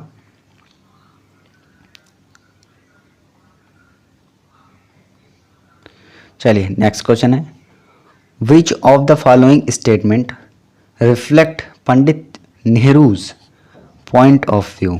यहाँ पर पॉइंट ऑफ व्यू बताना है। पंडित नेहरू जो को रिफ्लेक्ट करते थे, प्रभावित करते थे। ठीक है दोस्तों, human is more important than science, science is supreme and humanism is subordinate to it, science and humanist are equally important. There is no common ground between science and humanism. तो सही आंसर क्या हो जाएगा दोस्तों, तो यहाँ पर सही आंसर हो जाएगा science and humanist are equally important. मतलब साइंस, विज्ञान और मानव ये सभी क्या है, बराबर इम्पोर्टेंट है, सभी बराबर में महत्व रखते हैं। ठीक है दोस्तों, यहाँ पर सी इज करेक्ट आंसर हो जाएगा। चलिए नेक्स्ट क्वेश्चन है, give synonyms for the following. इन सभी का फॉलोइंग आपको देखना क्या देना है, साइनोनिम्स देना है, पर्याय बताना है। इसका फेमस का क्या होगा, फेमस का पर्याय क्या होगा। ऑप्शन है पावरफुल, पुअर, पॉपुलर, स्ट्रीडी। क्या हो जाएगा, तो यहाँ पर सी इज करेक्ट आंसर हो जाएगा। काफ़ी सिंपल है, फेमस का पॉपुलर होता है, फेमस भी प्रसिद्ध, पॉपुलर भी प्रसिद्ध ही होता है। ठीक है दोस्तों, चलिए तो यहाँ पर सी इज करेक्ट आंसर हो जाएगा। काफ़ी सिंपल है। चलिए नेक्स्ट क्वेश्चन की ओर चलते हैं, गिव एंटोनाइम्स फॉर द फॉलोइंग। यहाँ पर आपको विलोम बताना है। ट्रांसपेरेंट, ट्रांसपेरेंट का अपोजिट क्या होगा, ट्रांसपेरेंट मीन्स होता है that you can see through, आर पार जो आप देख सकते हैं, ट्रांसपेरेंट कहलाता है। तो where is opaque means that you can not see through, so opaque would be is the correct antonym. C is correct answer। ठीक है दोस्तों, ऑपिक्यू, ऑपिक्यू मतलब आर पार नहीं देख सकते हैं, और ट्रांसपेरेंट मीन्स आर पार देखना। तो इसका आपको विलोम बताना था, एंटोनाइम्स, तो सी इज करेक्ट आंसर हो जाएगा। चलिए अब यहाँ पर आपको तर्क से संबंधित क्वेश्चंस यहाँ पर आपको पूछे जाएंगे। चलिए उनको देख लेते हैं। पूरा पेपर आपको एनालिसिस करा रहा हूँ, तो प्लीज़ लाइक कर दीजिएगा, काफ़ी मेहनत लगी इसमें। चलिए, पक्षी विज्ञान पक्षी से संबंधित है, तो नरविज्ञानी किससे संबंधित होगा, पक्षी विज्ञानी पक्षी से संबंधित, और नरविज्ञानी किससे संबंधित होगा। ऑप्शन है पौधे, मानव, पशु, पर्यावरण। सही आंसर क्या होगा, चलिए बताइए। तो यहाँ पर सही आंसर हो जाएगा मानव, जो कि नरविज्ञानी जो होगा, जिस प्रकार पक्षी विज्ञानी पक्षी से संबंधित है, उसी प्रकार नरविज्ञानी मानव से संबंधित है, याद रखिएगा। चलिए अगला है, उस शब्द का चयन कीजिए जो समूह के बाकी शब्दों से मेल नहीं खाता है। आपको बताना है दही, तेल, मक्खन, पनीर। यहाँ पर सही आंसर क्या हो जाएगा, काफ़ी सिंपल है, तेल। सी इज करेक्ट आंसर हो जाएगा। ये इन सभी से मेल नहीं खाता। दही वो भी दूध से बना ही होता है, मक्खन भी दूध से बनता है, और पनीर भी दूध से ही बनता है। तो ये तेल जो होगा वो इसका सही आंसर हो जाएगा, इसमें मेल नहीं खाता। ठीक है दोस्तों, चलिए अगला क्वेश्चन है। यहाँ पर आपको दिया किसी निश्चित कूट में ये प्रोडक्शन, और इसका जो लिखा हुआ है, और इसको कूट शब्द में किस प्रकार लिखा जा सकता है। इसको इस प्रकार लिखा जाता है, तो इसको किस प्रकार लिखा जाएगा, आपको यहाँ पर बताना है। ठीक है दोस्तों, चलिए यहाँ पर आपको देखिए क्या तर्क यहाँ पर आपको लगाना है। पी में आप एक जोड़ेंगे तो क्यों आएगा, आर में एक जोड़ेंगे, सॉरी एक माइनस करेंगे तो यहाँ पर क्या आ जाएगा, क्यों आ जाएगा। इसी प्रकार फिर आगे क्यों के बाद ओ के बाद पी एक ऐड करेंगे, फिर अगले में एक माइनस करेंगे, फिर अगले में फिर एक प्लस करेंगे, ऐसे आपको करते जाना है। ठीक है दोस्तों, एक बार प्लस, एक बार माइनस, एक बार प्लस, एक बार माइनस। ठीक है दोस्तों, चलिए इसी तर्क से संबंधित है। अब इसी तर्क को आपको इसमें लगाना है, इस वाले में। ठीक है दोस्तों, तो क्या हो जाएगा, चलिए देख लेते हैं। यहाँ पर देख सकते हैं, तो ए इज करेक्ट आंसर हो जाएगा पी। जैसे यहाँ पर आप देखिए ओ के बाद क्या आता है, 1 जोड़ना है यहाँ पर, ओ के बाद तो पी आ जाएगा। तो यहाँ पर D is correct answer, sorry D गलत हो जाएगा। और बाकी तीनों में देख लेते हैं। फिर आर में क्या करना है, एक माइनस करना है, तो क्यों क्या आ जाएगा, क्यों। ठीक है दोस्तों, तो यहाँ पर डी सी भी क्या हो जाएगा, गलत हो जाएगा। ठीक है, अब इन दोनों में आपको देखना है, इन दोनों में कौन सा सही होगा। फिर अगले में देखिए, अगले में क्या करना है आपको, यहाँ पर देख सकते हैं, यहाँ पर एक प्लस करना है। अब आपको इसमें देखना है, आई है, आई में क्या करना है, आई के बाद जे आएगा। तो इसमें भी जे आ रहा है, इसमें भी जे आ रहा है, तो अभी पता नहीं चलेगा। और आगे नेक्स्ट में देखते हैं, ई में अब करना है आपको माइनस, ई में एक माइनस करना है, तो डी आएगा। ठीक है, तो इसमें भी डी आ रहा है, इसमें भी डी आ रहा है, अभी भी इसमें पता आपको नहीं चलेगा। अब इसमें एन में एक का करना है, एन ओ आ जाएगा। ये भी अभी देखिए, इसमें भी ओ है, इसमें भी ओ है। तो अब उसके बाद अब टी में देखेंगे, टी में क्या करना है आपको, देख सकते हैं यहाँ पर आपको इस वाले में 2 जोड़ना है। तो आपको टी में इसमें क्या करना है, टी में 2 जोड़ना है। टी ये जो है टी, तो ये क्या आ जाएगा, वी आ जाएगा, टी यू वी। तो यहाँ पर देखिए इस ऑप्शन में आप देख सकते हैं, यहाँ पर यू है और यहाँ पर वी है, तो यहाँ पर ए इस करेक्ट आंसर हो जाएगा। ठीक है दोस्तों, ए इस करेक्ट आंसर यहाँ पर, यही आपको तर्क लगाना है। चलिए अगला, तो ए इस करेक्ट आंसर उसका हो जाएगा। चलिए अगले क्वेश्चन की बात करते हैं। अगला क्वेश्चन है 49 है। रीता की ओर इशारा करते हुए निखिल ने कहा, मैं उसकी माँ के पुत्र का इकलौता पुत्र हूँ। रीता निखिल को किस प्रकार से संबंधित है। चलिए ऑप्शन है बुआ, भतीजे, माँ, चचेरी बहन। तो सही आंसर क्या हो जाएगा, देखिए आपको पूरा तर्क दिखाता हूँ आपको कैसे करना है। यहाँ पर आपको देखिए, ऐसे आप डायग्राम बना लेंगे तो आप आसानी से इसको कर पाएंगे। तो आपको करना कि आप डायग्राम अच्छे से बना पाएँ। ठीक है दोस्तों, तो यहाँ पर आप देख सकते हैं रीता की ओर इशारा किया। किसने इशारा किया, निखिल ने कहा। कहाँ पर है, यहाँ पर देख सकते हैं, यहाँ पर इधर इशारा करते हुए कहा, तो मैं उसकी माँ के पुत्र का इकलौता पुत्र हूँ। यहाँ पर देखिए, ये माँ की इकलौता पुत्र, यहाँ ये पुत्र, तो इनका संबंध क्या हो जाएगा। यहाँ पर आप देख सकते हैं, यहाँ पर जो दिया हुआ है पुरुष, और यहाँ पर जो दिया हुआ है त्रिभुज का दिया हुआ महिला है, और ये ओ अज्ञात है। तो यहाँ पर क्या हो जाएगा, बुआ। ए इज करेक्ट आंसर दोस्तों, विकल्प के अनुसार रीता निखिल की बुआ है। ठीक है दोस्तों, चलिए अगला, यदि किसी वर्ष में 25 अगस्त को गुरुवार है तो उसी महीने में सोमवार की संख्या क्या होगी। चलिए देखिए बता देता हूँ आपको। ऑप्शन है 3, 4, 5, 6। सही आंसर क्या हो जाएगा, चलिए उसके तर्क बता देता हूँ आपको। 25 अगस्त का दिन क्या है, गुरुवार, यहाँ पर दिया हुआ है। और 22 अगस्त का जो दिन होगा वो सोमवार होगा। ठीक है दोस्तों, और इसी महीने के जो अगस्त में है 1, 8, 15, 22, 29 तारीख को भी सोमवार होगा। ठीक है दोस्तों, तो अतः महीने में सोमवार की संख्या आपको बतानी है। सोमवार की संख्या कितनी होगी, 5 होगी। यहाँ पर देख सकते हैं 1, 8, 15, 22, 29, तो कितने हो गए, 5 हो गया। तो सोमवार की संख्या 5। तो यहाँ पर सी इज करेक्ट आंसर, सोमवार की आपको बताना था, सी इज करेक्ट आंसर हो जाएगा। 25 अगस्त को गुरुवार है तो उसी महीने में सोमवारों की संख्या आपको 5 यहाँ पर ज्ञात होती है।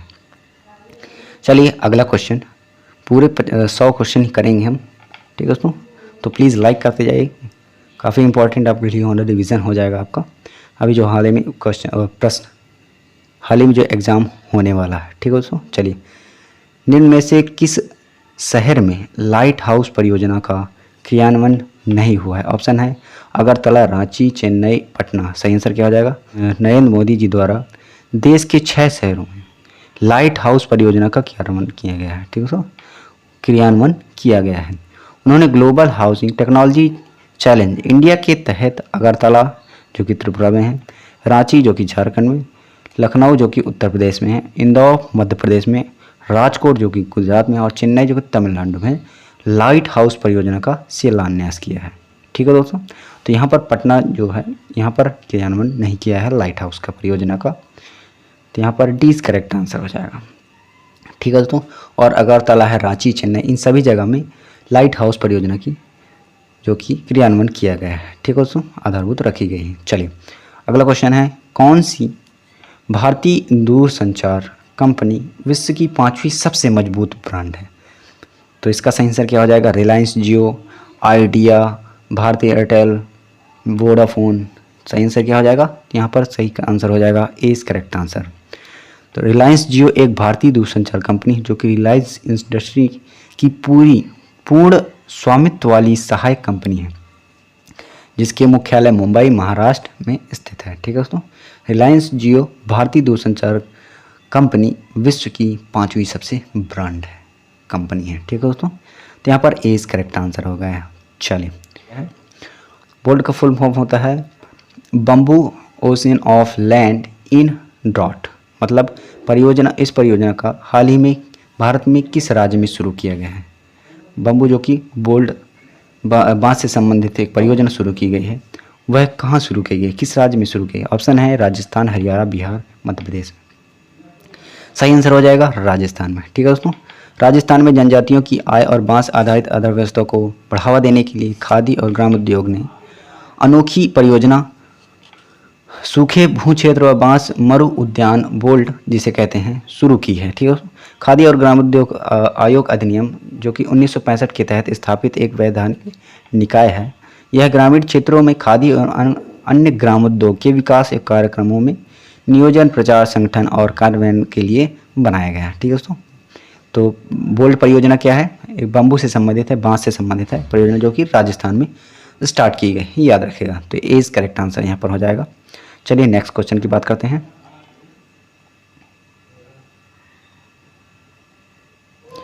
चलिए अगला क्वेश्चन है, संयुक्त राष्ट्र की कोवैक्स योजना के तहत कोविड-19 की मुफ्त वैक्सीन पाने वाला देश का पहला देश कौन सा है?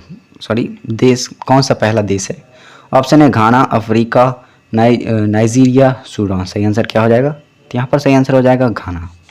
ए इज करेक्ट आंसर हो जाएगा। जो संयुक्त राष्ट्र की कोवैक्स योजना के अंतर्गत कोविड-19 में मुफ्त वैक्सीन पाने वाला देश है, पहला देश। ठीक है दोस्तों, संयुक्त राष्ट्र में वैक्सीन की कोविड-19 जो की मुफ्त वैक्सीन पाने वाला देश का पहला घाना है। और बात करें भारत की सीरम इंडस्ट्री ने तैयार किए हुए एस्ट्राजेनेका व ऑक्सफोर्ड के टीके की 6 लाख डोज घाना की राजधानी एकरा में पहुंचाई थी। ठीक है दोस्तों, घाना एक देश है, तो यहाँ पर ए इज करेक्ट आंसर हो जाएगा। चलिए अगला क्वेश्चन, लाइक करते जाइए दोस्तों, प्लीज़ लाइक करते जाइए और चैनल को जो सब्सक्राइब कर जाइए क्योंकि इसी प्रकार की वीडियो आपको मिलते रहेंगे। चलिए, अंतरिक्ष में जाने वाला भारतीय मूल की दूसरी अमेरिका महिला अंतरिक्ष यात्री कौन है? चलिए कमेंट बॉक्स में आंसर बताइए। ऑप्शन क्या है? शिरीषा बांदला, श्रेया बादला, रितु करिधाल, कल्पना चावला। सही आंसर क्या हो जाएगा? तो यहाँ पर करेक्ट आंसर हो जाएगा ए इज करेक्ट आंसर, जो कि शिरीषा बांदला है। ठीक है दोस्तों, अंतरिक्ष में जाने वाली भारतीय मूल की दूसरी अमेरिकन महिला अंतरिक्ष यात्री। ठीक है दोस्तों, याद रखिएगा। और बात करें बांदला का जन्म कहाँ पर हुआ? जन्म स्थान कि आंध्र प्रदेश में गुंटूर जिले में हुआ था और ये 34 साल की हैं Bandla. Rocket powered space plane unity 22 की 6 सदस्यों वाली क्रू का हिस्सा भी थी। वर्ष 2015 में वर्जिन गैलेक्टिक में शामिल होने से पहले टेक्सास के ग्रीनविले में कॉमर्शियल स्पेस फ्लाइट फेडरेशन के अंतरिक्ष नीति विभाग की एसोसिएट निदेशक थी। ठीक है दोस्तों, ये भी इंपॉर्टेंट पॉइंट है, याद रखिएगा। तो यहाँ पर ए इज करेक्ट आंसर हो जाएगा शिरीषा बांदला, जो कि अंतरिक्ष में जाने वाली भारत मूल की दूसरी अमेरिकन महिला है। ठीक है दोस्तों, याद रखिएगा। चलिए नेक्स्ट क्वेश्चन, उस भारतीय पहलवान का नाम क्या है जिस पर हाल ही में डोपिंग के लिए 2 साल का प्रतिबंध लगाया गया। डोपिंग मतलब क्या होता है उसको आपको यहाँ बताऊंगा। चलिए, तो इसका ऑप्शन क्या दिए हुए हैं, योगेश्वर दत्त, रविंद्र सिंह, सुमित मलिक, पवन कुमार। चलिए, तो यहाँ पर आंसर क्या हो जाएगा, मलिक हैं। सॉरी, यहाँ पर 20 करेक्ट आंसर हो जाएगा, डी नहीं है, ये नहीं है, सॉरी। तो यहाँ पर 20 करेक्ट आ जाएगा, सॉरी 20 करेक्ट आंसर हो जाएगा सुमित मलिक। ठीक है दोस्तों, जो कि मलिक पर डोपिंग टेस्ट में फेल होने के बाद 2 साल का बैन लगा दिया। सुमित के बी नमूने में भी प्रतिबंध पदार्थ के अंश पाए गए हैं। प्रतिबंधित पदार्थ, डोपिंग एक प्रकार के पदार्थ होते हैं जो कि उनको नहीं लेने चाहिए, नशीले पदार्थ होते हैं, उनको नहीं लेना चाहिए, ऐसे पदार्थ होते हैं। ठीक है, इसके बाद यूनाइटेड वर्ल्ड रेसलिंग ने भारतीय पहलवान पर 2 साल का प्रतिबंध भी लगा दिया है। अगला नेक्स्ट क्वेश्चन है, भारत का वह कौन सा प्रथम राज्य है जहां end to end e cabinet प्रणाली शुरू की गई। ऑप्शन है उत्तर प्रदेश, हिमाचल प्रदेश, गोवा, हरियाणा। सही आंसर क्या हो जाएगा, तो यहाँ पर सही आंसर हो जाएगा 20 करेक्ट आंसर। हिमाचल प्रदेश ने जो कि end to end e cabinet प्रणाली लागू की है। ठीक है दोस्तों, तो यहाँ पर correct answer 20 correct answer Himachal Pradesh. चलिए नेक्स्ट क्वेश्चन की बात करते हैं। किस भारतीय मंत्रालय द्वारा हाल ही में 2019-20 के लिए UDISE शुरू किया है। किसने शुरू किया है, ऑप्शन है स्वास्थ्य मंत्रालय, वित्त मंत्रालय, शिक्षा मंत्रालय, गृह मंत्रालय। सही आंसर क्या हो जाएगा, कमेंट बॉक्स में दीजिए। तो इसका सही आंसर हो जाएगा 20 करेक्ट आंसर शिक्षा मंत्रालय, जो कि भारतीय मंत्रालय द्वारा UDISE शुरू की है, शिक्षा मंत्रालय ने शुरू की है।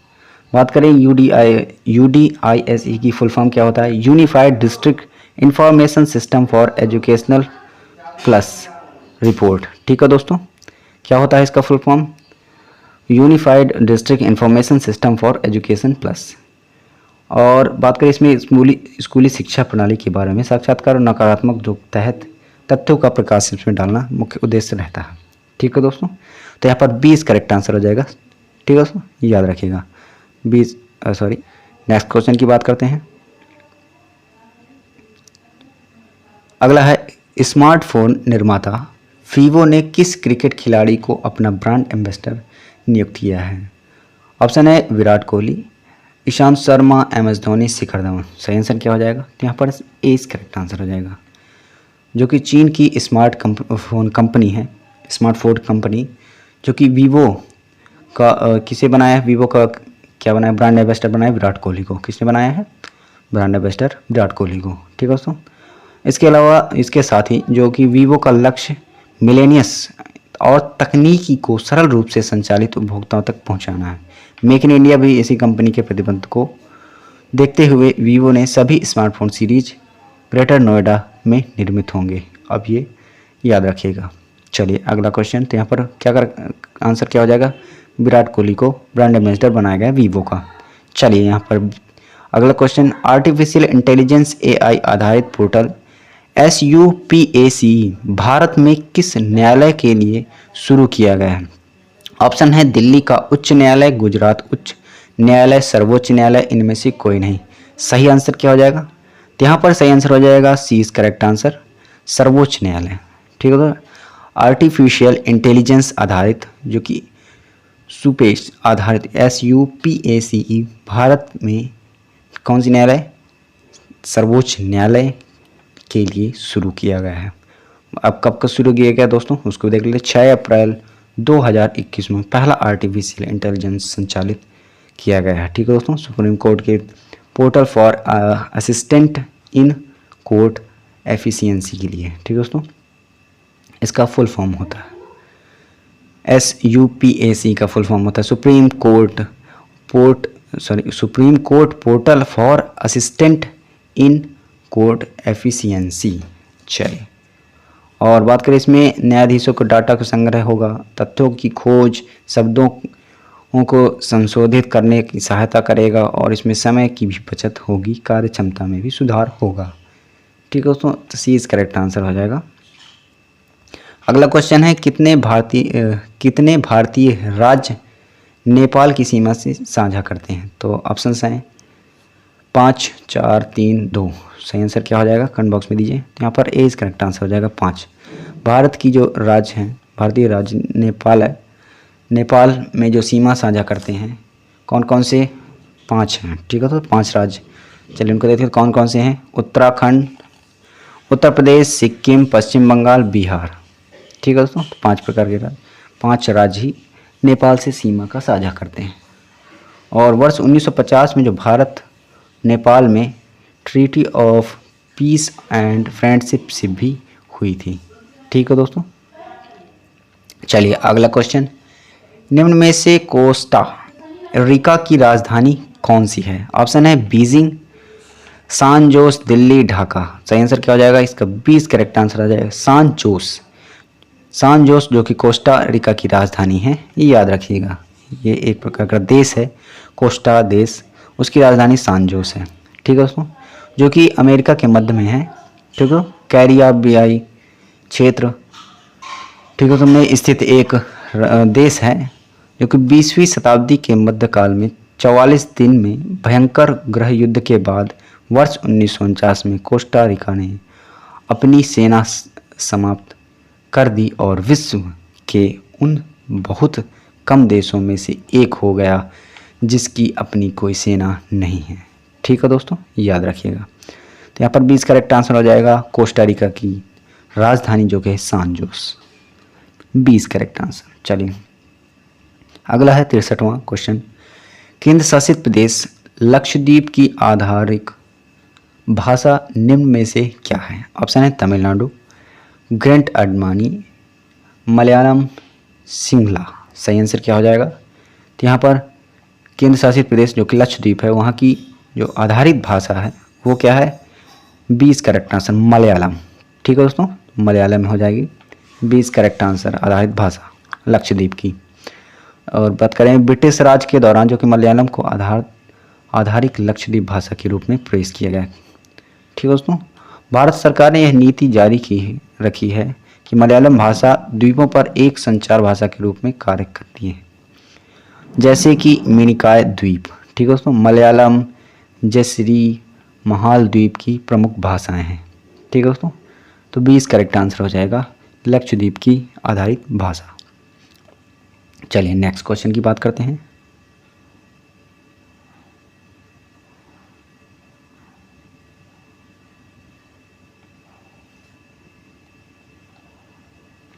अगला क्वेश्चन है, भारत के संविधान के अनुसार लोकसभा के सदस्यों की अधिकतम संख्या क्या है? ऑप्शन है 530, 540, 550, 552। सही आंसर क्या हो जाएगा? तो यहाँ पर सही आंसर हो जाएगा डी करेक्ट आंसर। भारत के संविधान के अनुसार जो कि लोकसभा की सदस्यों की अधिकतम संख्या कितनी होगी? 552 होगी। ठीक है दोस्तों, याद रखिएगा। और इसमें सदस्यों का निर्वाचन जनता द्वारा प्रत्यक्ष रूप से किए जाते हैं। संविधान का अनुच्छेद जो कि 61 के तहत लोकसभा की संरचना को परिभाषित किया गया है।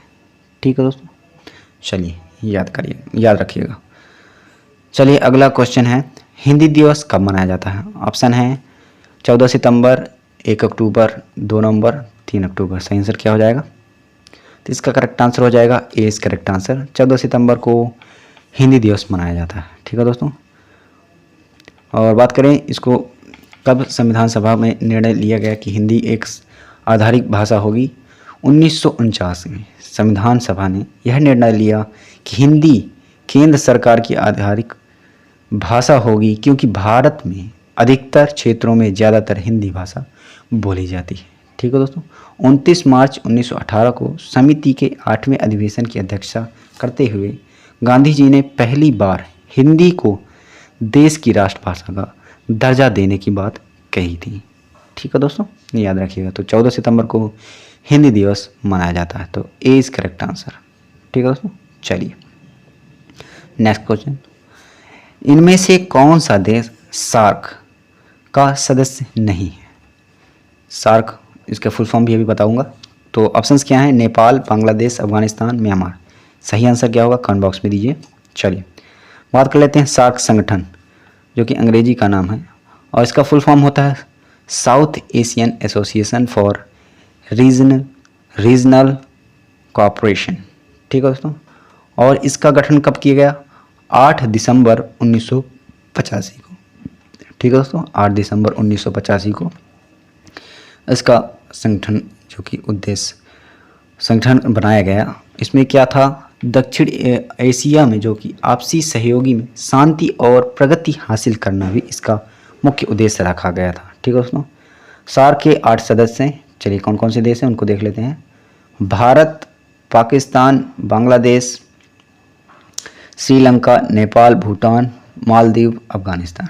ठीक है दोस्तों, इतने देश हैं सार्क के संगठन में दोस्तों। तो इसमें कौन सा सदस्य नहीं है? म्यांमार। तो डी इज करेक्ट आंसर हो जाएगा। यहाँ पर पूछ रहा है कौन सा सदस्य नहीं है, तो डी इज करेक्ट आंसर हो जाएगा। चलिए नेक्स्ट क्वेश्चन है, निम्न में से किस स्थान पर अजंता एलोरा की गुफाएं स्थित हैं? कहाँ पर स्थित हैं? बेंगलुरु में, दिल्ली में, औरंगाबाद में, लखनऊ में। सही आंसर क्या हो जाएगा?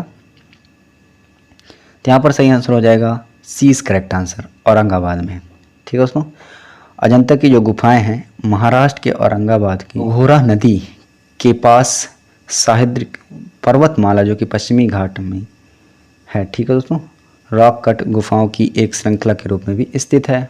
इसमें कुल 29 गुफाएं हैं, जिनमें से 25 को आवासीय गुफाओं के रूप में तथा शेष को प्रार्थना हॉल के रूप में इस्तेमाल किया जाता था।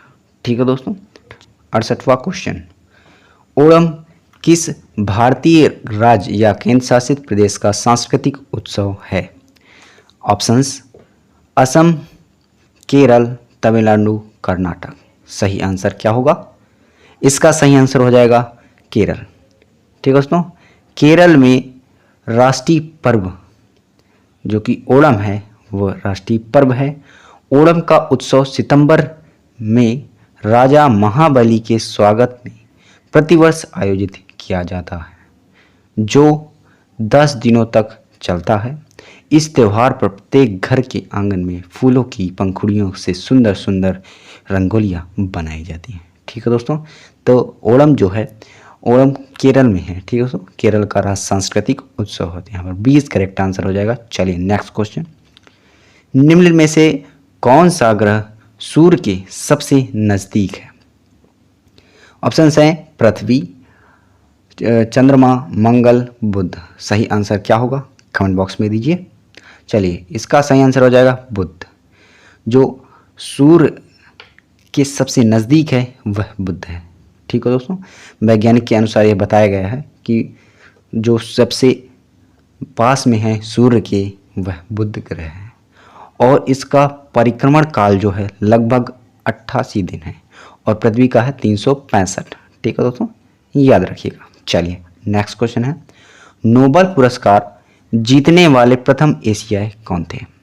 ऑप्शन है सीवी रमन, रविन्द्रनाथ टैगोर, राजीव गांधी और मदर टेरेसा। तो इनमें करेक्ट आंसर क्या हो जाएगा? कमेंट बॉक्स में दीजिए। तो इसका सही आंसर हो जाएगा सी इज करेक्ट आंसर हो जाएगा। चलिए नेक्स्ट क्वेश्चन है, तो दोस्तों लाइक करते जाइए और शेयर जरूर करते जाइए। अब इसमें गद्यांश को पढ़कर उसमें क्या आधारित प्रश्न जो पूछे जाते हैं, यहाँ पर आपको 71 से 75 में क्वेश्चन पूछे जाएंगे, उनको आपको आंसर देने होंगे। आप इसको आराम से रीड कर लीजिएगा और इससे संबंधित क्वेश्चंस मैं आपको बता देता हूँ। चलिए, विश्व में शांति क्यों आवश्यक है? इस पैराग्राफ में आप पढ़ेंगे तो आपको इसमें पता चल जाएगा क्यों आवश्यक है। तो ऑप्शन है मानव जाति के विकास के लिए, उत्तरोत्तम रचनात्मक के लिए, व्यापार और कृषि की उन्नति के लिए, कठोर से कठोर हृदय को भी कोमल बनाने के लिए। सही आंसर क्या होगा? तो यहाँ इस पैराग्राफ में आप देख सकते हैं, यहाँ पर पढ़ सकते हैं, यहाँ पर दिया होगा। ठीक है दोस्तों, यहाँ पर दिया हुआ है ये विश्व के कठोर से कठोर हृदय को कोमल बनाना, यही इसका उद्देश्य है। ठीक है दोस्तों, तो यहाँ पर जो विश्व शांति आवश्यक है वह कठोर से कठोर हृदय को भी कोमल बनाना यह आवश्यक है। ठीक है दोस्तों, तो डी इज करेक्ट आंसर हो जाएगा। चलिए अगला है, विश्व शांति की स्थापना के लिए सबसे आवश्यक क्या है? ऑप्शन क्या दिए? हिंसा और भय, अहिंसा और प्रेम, आत्मीयता और समीपता, परिश्रम और ज्ञान। सही आंसर क्या होगा कमेंट बॉक्स में छाप के बताइए।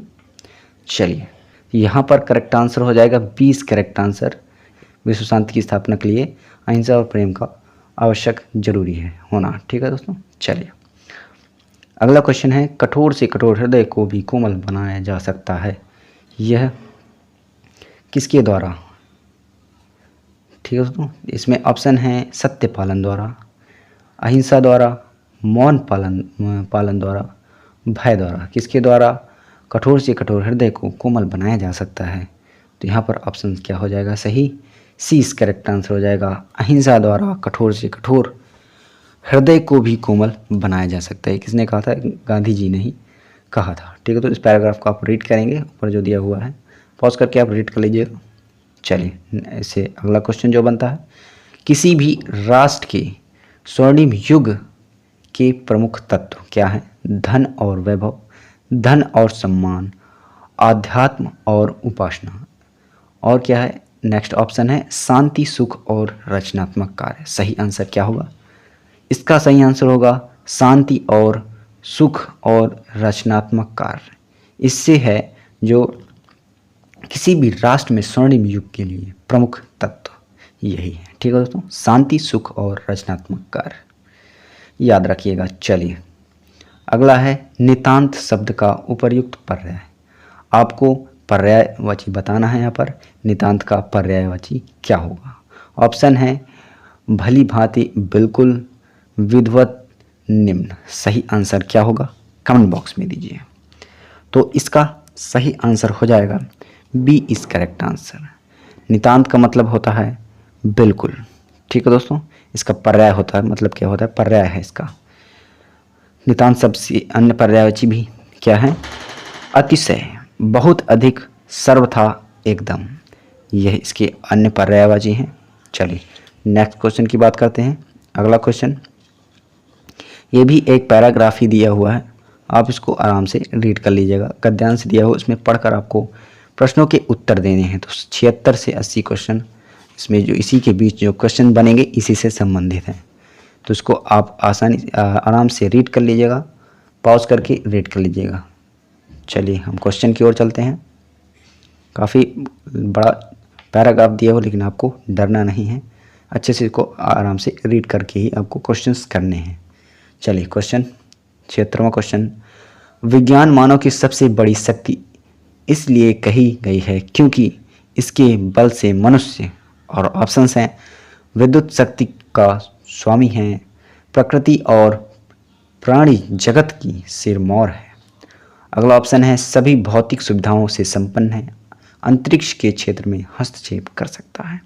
सही आंसर क्या होगा, इसका सही आंसर होगा प्राकृतिक और वाणी जगत का सिरमौर है। ठीक है दोस्तों, इसलिए तो यहाँ पर 20 करेक्ट आंसर हो जाएगा। विज्ञान मानव की सबसे बड़ी शक्ति है, इसीलिए क्योंकि जो इसके बल से मनुष्य क्या हो जाए, प्रकृति और प्राणी जगत में सिरमौर है। ठीक है दोस्तों, चलिए बन सकता है। चलिए तो यहाँ पर 20 करेक्ट आंसर हो जाएगा। अगला क्वेश्चन, वैज्ञानिक चिंतन पद्धति ने मनुष्य का सबसे बड़ा उपकार यह है कि उसे मुक्ति मिली है। ऑप्शन है संतुलित अनुचिंतन से, पुरानी शिष्ट औपचारिकता से, और नेक्स्ट ऑप्शन भ्रमपूर्ण रूढ़िवादी विचारधारा से, प्राचीन संस्कृति परंपराओं से। सही आंसर क्या होगा, यहाँ पर आपको क्वेश्चन फिर से दिखा देता हूँ। वैज्ञानिक और चिंतन पद्धति ने मनुष्य का सबसे बड़ा उपकार यह है कि उसे मुक्ति मिले। किससे मिले, और ऑप्शंस में आपको दिया हुआ है, सी इस करेक्ट आंसर हो जाएगा। आप दिखा देता हूँ क्या है, भ्रमपूर्ण रूढ़िवादी विचारधारा से। ठीक है दोस्तों, वैज्ञानिक चिंतन पद्धति ने मनुष्य का सबसे बड़ा उपकार यह है कि वह भ्रमपूर्ण रूढ़िवादी विचारधारा से मुक्ति है। ठीक है दोस्तों, विचारधारा से मुक्ति मिली। चलिए अगला, विश्व में परिवार व्रत लगने का प्रमुख कारण। क्या है? ऑप्शंस हैं यातायात और संचार संसाधनों का विकास, विज्ञान की गतिशील शक्तियाँ, विज्ञान के जीवन में घनिष्ठता, विश्व बंधुत्व की भावना का विकास। सही आंसर क्या होगा? इसका सही आंसर हो जाएगा ए इज करेक्ट आंसर, यातायात एवं संचार साधनों का विकास। ठीक है दोस्तों, यह विश्व की परिवार व्रत लगने का प्रमुख कारण है। ठीक है दोस्तों, यहाँ पर ए इज करेक्ट आंसर हो जाएगा। चलिए अगला क्वेश्चन जो इसी पर हस्तामलक शब्द से अभिप्रेरित है। क्या अभिप्रेरित है? ऑप्शंस हैं अस्पष्ट परंतु सायास बोधगम, पास में रखे आंवले की तरह, हाथ में लिए आंवले की तरह, अस्पष्ट एवं अनायास बोधगम्य। सही आंसर क्या होगा? हस्तामलक शब्द से प्रेरित जो कि अभिप्रेरित है, हाथ के लिए आंवले की तरह, हाथ में लिए आंवले की तरह, हस्तामलक शब्द से अभिप्रेरित है, मतलब इसका अर्थ यही निकलता है। चलिए अगला क्वेश्चन, वैज्ञानिक चिंतन पदबंध से आशय है। क्या आशय है? ऑप्शंस हैं परंपरागत चिंतन, भावात्मक चिंतन, वैज्ञानिक द्वारा किए गए चिंतन, स्वस्थ एवं संतुलित चिंतन। सही आंसर क्या होगा? वैज्ञानिक चिंतन से पदबंध आशय क्या है? इसका आशय है डी इज करेक्ट आंसर, वैज्ञानिक चिंतन से आशय है स्वास्थ्य एवं संतुलित चिंतन। ठीक है दोस्तों, सही आंसर यही हो जाएगा। चलिए नेक्स्ट है, अब इसमें जो दिए क्वेश्चन कुछ ग्राफ से संबंधित क्वेश्चन पूछा जाता है उसमें आपको मिलेंगे। चलिए इसमें देखिए क्या लिखा हुआ, ग्राफ में एक परीक्षा में 7 छात्रों के इतिहास और भूगोल के अंकों का अनुपात दर्शाया गया है। आपको थोड़ा सा और जूम कम करके दिखा देता हूँ आपको। देखिए यहाँ पर पूरा अनुपात दिया हुआ है, देख सकते हैं। और यहाँ पर जो प्रश्न पूछे गए हैं 81 से 25 तक, उनको हम देखेंगे उनमें क्या पूछता है। चलिए डायरेक्ट क्वेश्चन पर आते हैं हम। सॉरी यहाँ पर है, यहाँ पर है। पहला क्वेश्चन क्या बनाया ग्राफ से, कितने छात्रों ने भूगोल की अपेक्षा इतिहास में ज़्यादा अंक अर्जित किए हैं? ऑप्शन 2, 3, 4, 5, 6। तो चलिए देखते हैं इसी ग्राफ में देखते हैं क्या लिखा हुआ। ग्राफ में एक परीक्षा में 7 छात्रों ने इतिहास और भूगोल के अंकों का अनुपात दर्शाया गया है। तो और जो हमको प्रश्न पूछा है वह क्या पूछा है, कितने छात्रों ने भूगोल की अपेक्षा इतिहास में ज़्यादा अंक अर्जित किए हैं। तो यहाँ पर चलिए देख लेते हैं। नीचे आपको दिया हुआ कितने छात्र हैं, और यहाँ पर आपको सामने इधर देख सकते हैं अनुपात दिया हुआ। ठीक है दोस्तों, और जो ग्राफ में दर्शाया गया कितने छात्रों ने भूगोल की अपेक्षा इतिहास में ज़्यादा अंक किए, इनका अनुपात देख लेते हैं पहले। इसमें देखिए एक में देखिए इसमें अनुपात कितना आ रहा है, 65/100, मतलब 65 क्या हो जाएगा हिस्ट्री में, और जो ज्योग्राफी जो कि भूगोल में है 100%। ठीक है दोस्तों, ये अनुपात है दोनों का, हिस्ट्री और भूगोल का। ठीक है दोस्तों, ये 1 नंबर के लिए। इसी प्रकार दूसरे छात्र के लिए, ये वाले छात्र के लिए क्या हो जाएगा, 85/100 अनुपात। ऊपर वाला जो अनुपात है हिस्ट्री का है और नीचे का ज्योग्राफी है। ठीक है दोस्तों, इनका अनुपात ऐसे लिखूंगा मैं, देख लीजिएगा तो आप डायरेक्ट समझ जाइएगा। चलिए अगले क्या हो जाएगा, इसी प्रकार तीसरे का हो जाएगा, इसका क्या हो जाएगा 35/100 हो जाएगा। ठीक है दोस्तों, हिस्ट्री और ज्योग्राफी का अनुपात। इसी प्रकार इसमें क्या हो जाएगा, यहाँ पर 125/100 अनुपात हो जाएगा, चौथा छात्र का हो जाएगा। अगला है 5वें छात्र का। 5वें छात्र का क्या है, यहाँ पर दिया हुआ है, और थोड़ा ऊपर कर देता हूँ। यहाँ पर दिया है 5वें छात्र का, वो कितना हो जाएगा 14/100, 140/100 ये अनुपात हो जाएगा हिस्ट्री और ज्योग्राफी का। और यहाँ पर जो हो गया 6वें नंबर पर, यहाँ पर 95/100 ये अनुपात हो जाएगा हिस्ट्री और ज्योग्राफी का। इसी प्रकार 7वें में क्या हो जाएगा 155/100 ये अनुपात दिया हुआ है हिस्ट्री और ज्योग्राफी का, ऊपर वाला हिस्ट्री और नीचे ज्योग्राफी। तो यहाँ पर हमको पूछ रहा है कितने छात्रों ने भूगोल की अपेक्षा इतिहास में ज़्यादा अंक अर्जित किए हैं। पहले क्वेश्चन में हमने देखा, तो यहाँ पर करेक्ट आंसर क्या हो जाएगा देखते हैं। यहाँ पर देखिए चौथे में देखिए यहाँ पर ये चौथे में और पाँचवें में और सातवें में, यहाँ पर देखिए अधिकतम आपको देख रहे हैं 125 और 140 155, यहाँ पर देख सकते हैं ये अनुपात इनके निकालेंगे तो 125/100 140/100 155/100 ये अनुपात अधिकतम है। ठीक है दोस्तों, भूगोल की अपेक्षा इतिहास की, ऊपर वाला हिस्ट्री का है तो ये जो है, ठीक है दोस्तों, इसको कैसे लिखते हैं 125/100 ये अनुपात है, ये हिस्ट्री अपॉन ज्योग्राफी का अनुपात है। ठीक है दोस्तों, तो यहाँ पर कौन चौथा 4 5 और 7, ठीक है दोस्तों, इन छात्रों के भूगोल के अंक जो हैं इतिहास के अंक से अधिक है। तो कितने छात्र यहाँ पर पूछ रहा है, यहाँ पर क्या है देखिए कितने दिए है 2 4 3 5, तो यहाँ पर 3 ही हैं, तो 3 छात्रों का 20 करेक्ट आंसर हो जाएगा। ठीक है दोस्तों, 3 छात्रों ने भूगोल की अपेक्षा इतिहास में ज़्यादा अंक अर्जित किए। इसी प्रकार अगर अब बात करें भूगोल की अपेक्षा इतिहास में कम अंक प्राप्त किए, कितने लोग हैं, इन 3 लोगों को घटा देंगे, इसमें देख लेते हैं यहीं से कितने हो जाएंगे 1 2 3 4, ठीक है दोस्तों 4 लोग, तो यहाँ पर 4 लोग हो जाएंगे। ठीक है दोस्तों, यहाँ पर देख लीजिए तो ऑप्शन क्या सही हो जाएगा 1 2 3 6, तो यहाँ पर 20 करेक्ट आंसर हो जाएगा। ठीक है दोस्तों, 4 हैं, यहाँ पर फिर से दिखा देता हूँ जिनमें कम अंक प्राप्त किए हैं भूगोल की अपेक्षा इतिहास में। यहाँ पर आप देख सकते हैं ये है 1 2 3 4, ठीक है दोस्तों, और नंबर की बात करें कौन से छात्र, 1 नंबर का छात्र, फिर 2 नंबर का छात्र, फिर 3 नंबर का, फिर यहाँ पर 6 नंबर का। ठीक है दोस्तों, चलिए तो यहाँ पर correct answer B is correct answer ये। ठीक है दोस्तों, 1 2 3 6 इसमें कम अंक प्राप्त किए हैं इन छात्रों ने। अगला नेक्स्ट क्वेश्चन की बात करते हैं 83वां, भूगोल के छात्र 3 से 4 के मध्य अंकों की प्रतिशत बढ़त कितनी है। ऑप्शन है 15 90 20 या फिर आंकड़े अपर्याप्त है। आंसर क्या हो जाएगा, तो इसका आंसर यहाँ से देखते हैं। चलिए डायग्राम में आते हैं। यहाँ पर आप देख सकते हैं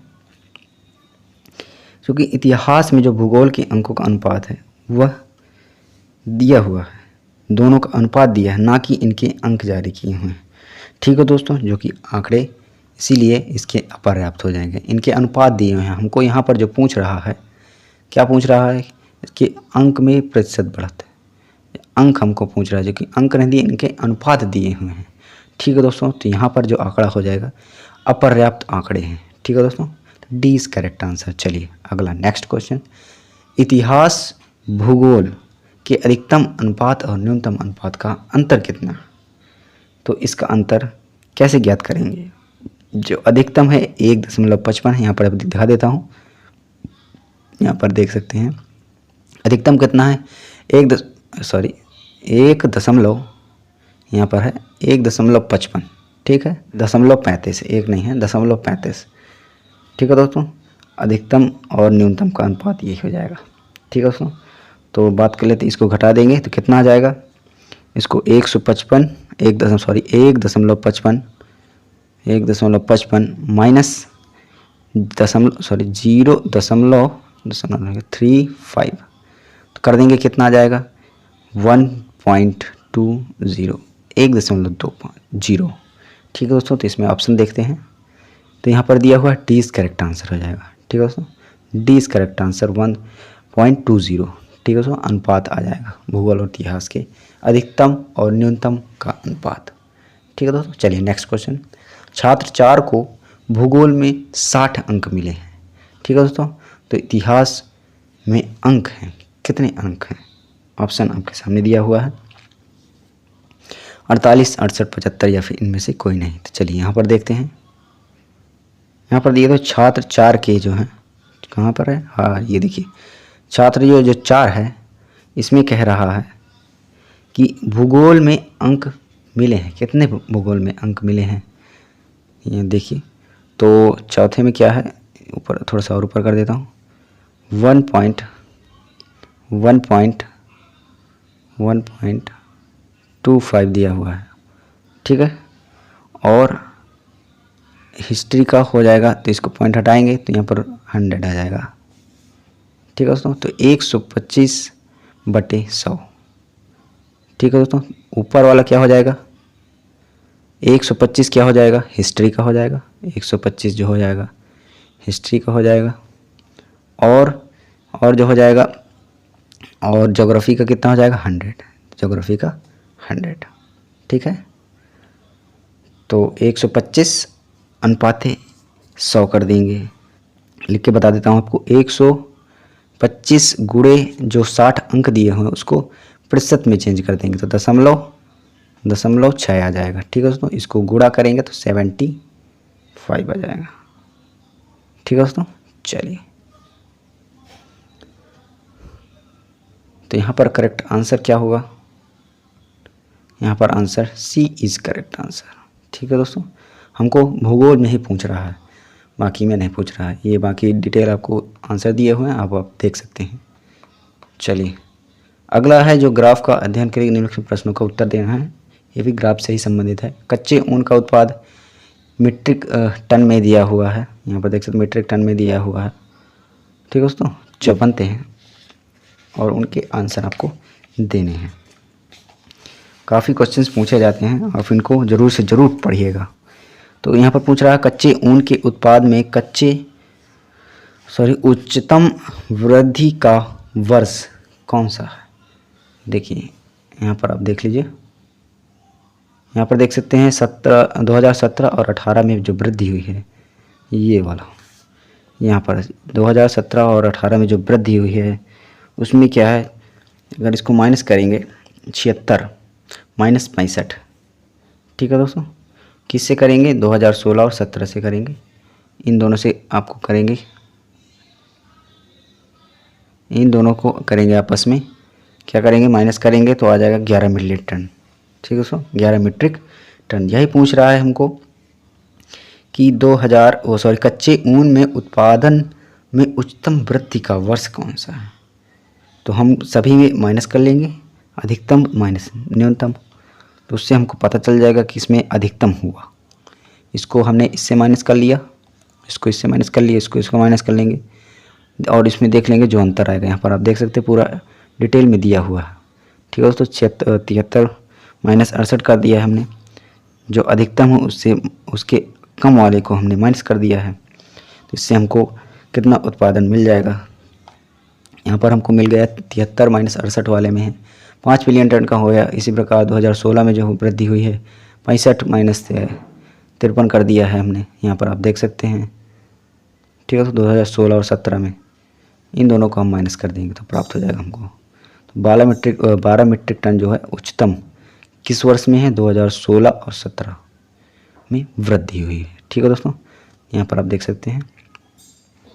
और जो बात करें डी ऑप्शन में, डी में जो है क्या कह रहा है, 2019 और 20 में जो वृद्धि हुई है कितने हुई, 68 माइनस 58 कर देंगे तो 10 मीट्रिक टन हो जाएगा। तो हमको जो पूछ रहा है कच्चे ऊन के उत्पाद में उच्चतम वृद्धि का वर्ष कौन सा है, तो यहाँ पर सी करेक्ट आंसर हो जाएगा।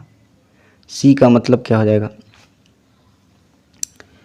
सी का मतलब 2016 और 17 में, यहाँ पर आप देख सकते हैं 2016 और 17 में अधिकतम, ठीक है दोस्तों, ये वाले इन दोनों में। तो यहाँ पर correct answer is C option, अधिकतम पूछ रहा है इसलिए उच्चतम वृद्धि हुई है 2016 और 17 में 12 मीट्रिक टन, जो अधिकतम यहाँ पर आप देख सकते हैं सबसे अधिक हो रहा। चलिए अगला क्वेश्चन, पहले 4 वर्षों में उत्पादन की तुलना में अंतिम 4 वर्ष के कच्चे ऊन का उत्पादन बढ़ गया, कितना उत्पादन बढ़ गया। चलिए उसको देखते हैं। यहाँ पर आपको देखना है जो उत्पादन दिया कहाँ से कितना देखना है, पहले 4 वर्षों में, 4 वर्षों में देखना है, 1 2 3 4 इनमें देखना है कि इनमें 4 वर्षों में आपस में तुलना करना है कि अंतिम 4 वर्षों में कच्चे माल का उत्पादन कितने % बढ़ गया है। तो यहाँ पर अधिकतम देखिए देख सकते हैं, इनको सभी को ऐड कर देंगे तो 225 मीट्रिक टन आ जाएगा। आप यहाँ पर देख सकते हैं, हमने यहाँ पर ऐड कर दिया है 225 मीट्रिक, पहले 4 का जोड़ दिया है, उसको 225 मीट्रिक टन आ गया।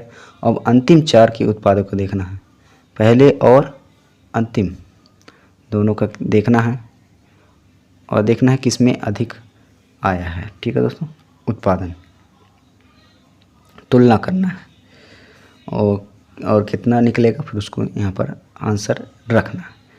तो यहाँ पर देख सकते हैं, यहाँ पर प्रथम का जो निकाल लिए प्रथम 4 का और अंतिम 4 का यहाँ पर मिलेगा 275 आ गया है।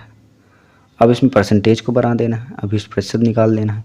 275 माइनस 225 और बटे 25 कर देना है और इंटू में 100 करेंगे तो परसेंटेज निकल आएगा।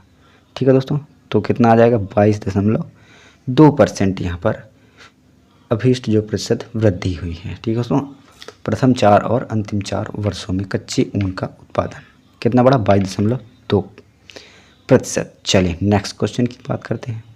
8 वर्षों के दौरान औसत उत्पादन था, कितना था? इसमें कैसे निकालेंगे 8 वर्षों का औसत उत्पादन?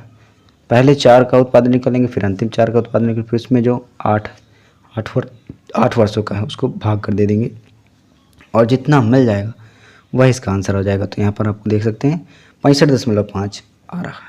ठीक है दोस्तों, मिलियन टन औसत उत्पादन था 8 वर्षों के दौरान। ठीक है दोस्तों, चलिए नेक्स्ट क्वेश्चन क्या बनता है उसको देखते हैं। तो प्लीज़ लाइक करते जाइए दोस्तों, अगर आपको वीडियो अच्छा लगता है, क्वेश्चन हेल्पफुल लगते हैं कि प्रीवियस ईयर के क्वेश्चन हैं, काफ़ी इंपॉर्टेंट है, इसको आप प्रैक्टिस ज़रूर करके जाइएगा। ठीक है दोस्तों, चलिए 89वां क्वेश्चन है, उत्पाद के पिछले वर्ष की तुलना में अधिकतम प्रतिशत घटत किस वर्ष में हो रही है? किस वर्ष में हो रही है? 2018 और 19 के उत्पादन में प्रतिशत घटी है 76 माइनस 53 अपॉन में 76 कर देंगे तो यहाँ पर प्रतिशत निकल आएगा, तो 23.7% निकल आएगा। आप इसमें ग्राफ में देख सकते हैं, यहाँ पर 2018 और 19 में यहाँ पर देख सकते हैं 2018 और 19, ये रहा 2018 और 19, 76 कर देंगे और माइनस 58। ठीक है दोस्तों, चलिए तो 23.7% निकल आया। विकल्प ए में सभी में देखना है प्रतिशत। अब 2017-18 में इसी प्रकार देख लेंगे, 2013-14 में देख लेंगे, 14-15 में देख लेंगे, सभी में देख लेंगे तो हमको प्राप्त हो जाएगा। तो इसमें हमको पूछ रहा अधिकतम प्रतिशत घटत किस में हो रही, तो यहाँ पर 20 करेक्ट आंसर हो जाएगा। देख लीजिएगा, अपना करके देख लीजिएगा, काफ़ी सिंपल है। 2017 के उत्पादन में बढ़ती हुई कि विकल्प में सी के उत्पादन में प्रारंभ हुआ था। तो यहाँ पर जो करेक्ट आंसर आया है क्या आया? क्वेश्चन नंबर क्या है 89।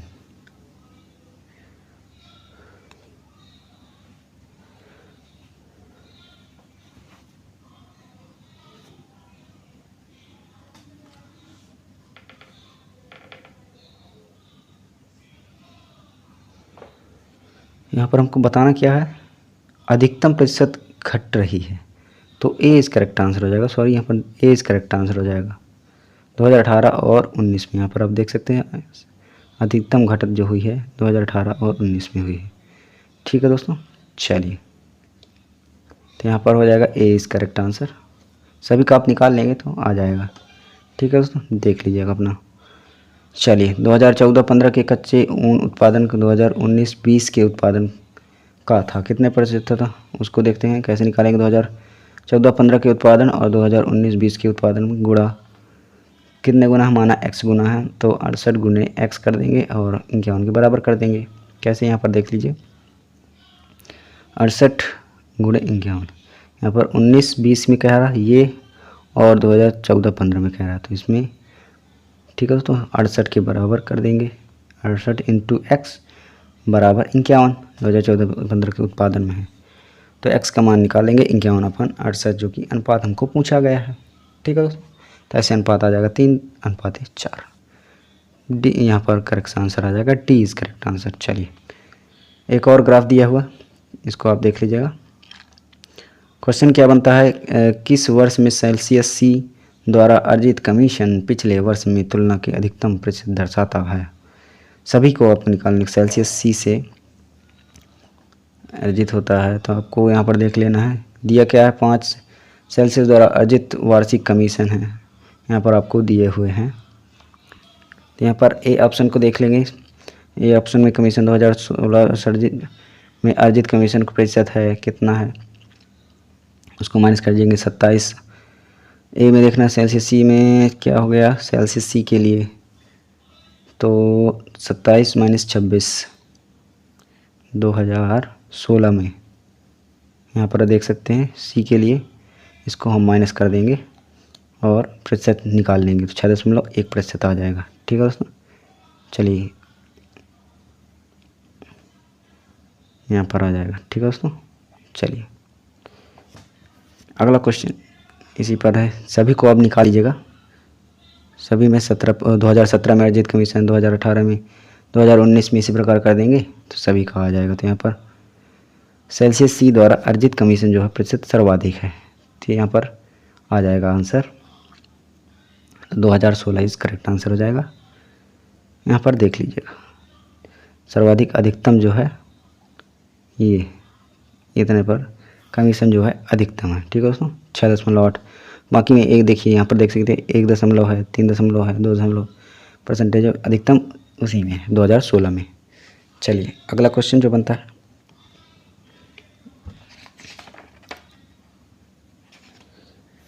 अगला है 2018 में बी का कमीशन 5 जैसे में उसी वर्ष के कुल कमीशन का लगभग कितना % है। ऑप्शंस दिए हुए हैं, इसको कैसे करेंगे, 2018 का निकालेंगे।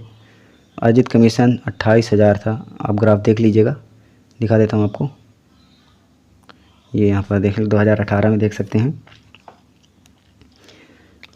यहाँ पर 2018 बी का कमीशन है, जो बी नंबर है 2018 में, उसका पूछा गया था कि 5 सेल्समैनों के उसी वर्ष के कुल कमीशन का लगभग कितना % था। ठीक है दोस्तों, तो सभी सेल्समैन का अर्जित कमीशन कितना था, इन सभी को देखते हैं कितना था, 14,69,60। ठीक है दोस्तों, अभीष्ट सभी को जोड़ देंगे, ऐड कर लेंगे, इतना आ जाएगा। ठीक है दोस्तों, 2018 में यहाँ पर आपको दिया हुआ है, थोड़ा सा और नीचे कर देता हूँ। ये देखिए यहाँ पर दिया हुआ है सभी का 2018 का, तो इसमें क्या कर देना है, इसका कमीशन निकालना है, अभीष्ट प्रतिशत निकाल देना है, किसमें से, 2800 में, 28,000 में, सॉरी। यहाँ पर जो बी का पूछ रहा है ना क्वेश्चन में, यहाँ पर देख सकते हैं, यहाँ पर बी का पूछ रहा है, बी का कमीशन। ठीक है दोस्तों, तो क्या हो जाएगा, यहाँ पर बी का जो कमीशन पूछा है 2018 में, इसका और इसके क्या कर देंगे, इसका परसेंटेज निकाल लेंगे, प्रतिशत निकाल लेंगे, तो कितना आ जाएगा, यहाँ पर देख लीजिए। ये ऐसे परसेंटेज निकाल लेंगे 28,000 और बाटे में पूरा टोटल रख देंगे बटे में और इंटू 100 कर देंगे तो % आ जाएगा, 19% इसकी कमीशन हो जाएगी। चलिए अगला क्या बन जाएगा क्वेश्चन, किस सेल्समैन का 2018 में कमीशन 2015 की तुलना में उच्चतम वृद्धि दर्शाता है। ऑप्शन दिए हुए हैं, सभी का आप निकाल लेंगे, एक का कमीशन निकाल लेंगे, उसमें माइनस कर देंगे। ठीक है दोस्तों, अभीष्ट वृद्धि में, फिर इसी प्रकार इसमें करेंगे, उसमें भी माइनस कर देंगे, बी, सी का, डी का, सभी का कर लेंगे इसी प्रकार। तो यहाँ पर सी सेल्समैन सी के कमीशन में अभीष्ट वृद्धि उच्चतम होगी, यहाँ पर आप देख सकते हैं। ठीक है दोस्तों, ये यहाँ पर अधिकतम होगी, ऐसे ही कर लीजिएगा आप। चलिए इसी प्रकार निम्नलिखित से किस वर्ष में अभीष्ट सेल्समैन द्वारा अर्जित उच्चतम और न्यूनतम कमीशन का अंतर अधिकतम है। इसी प्रकार आपको इसमें भी करना है। 2017 में अर्जित न्यूनतम कमीशन में अंतर हो जाएगा, उसको निकाल लेंगे। इसी प्रकार 18 का निकाल लेंगे, 19 का निकाल लेंगे, 20 का निकाल लेंगे, सभी का, और जिसमें न्यूनतम होगा वही हो जाएगा। यहाँ पर 2019 में न्यूनतम है, यहाँ पर आप देख सकते हैं। ठीक है दोस्तों, यहाँ पर 19 में अधिकतम है और न्यूनतम देख लीजिएगा 2019 में किस वर्ष में सेल्समैन द्वारा अर्जित उच्चतम और न्यूनतम कमीशन का अंतर अधिकतम है। अधिकतम है, इसमें अंतर है, अधिकतम है। ठीक है दोस्तों, चलिए अगला क्वेश्चन क्या बनता है, 2019 में सेल्समैन डी द्वारा अर्जित कमीशन ए के द्वारा अर्जित कमीशन के लगभग कितने % है। उसमें निकाल लेंगे, आप वहाँ से देख लीजिएगा। सेल्समैन डी द्वारा अर्जित कमीशन ये दिया हुआ है 29,800 और उसका ए का दिया हुआ है 24,600 और इंटू 100 कर देंगे तो इसका परसेंटेज 121.1% निकल आएगा। ठीक है, अब 20% निकल आएगा। ठीक है दोस्तों, तो डी इज़ करेक्ट आंसर, इनमें से कोई नहीं। चलिए एक क्वेश्चन और जो बनता है इसी से उसको भी देख लेते हैं। इसमें दिया हुआ विभिन्न महीनों में 4 शेयर ब्रोकर में खुले खातों की संख्या सैकड़ों में है, दिया हुआ है। आप देख सकते हैं यहाँ पर एंजल, शेर खान, जेरोधा, ट्रेडबुल। ठीक है, तो सभी का दिया हुआ जून, जुलाई, अगस्त, सितंबर सभी का दिया हुआ। तो इतने महीनों में से खुले खातों में संख्या का औसत है, महत्तम बताना है आपको सभी का। तो यहाँ पर देखते हैं जून में खुले कुल खातों के औसत सभी को, देखिए जून का सभी का औसत निकाल देंगे। यहाँ पर 28, 18, 45 और 42 को ऐड कर देंगे, यहाँ पर हमको पूछा गया है। ठीक है दोस्तों, तो 4 का भाग दे देंगे क्योंकि 4 लोग हैं इसलिए 4 का भाग देंगे तो हमको औसत प्राप्त हो जाएगा सितंबर में। इसी प्रकार निकाल लेंगे, अगर जून का निकाल लिया, सितंबर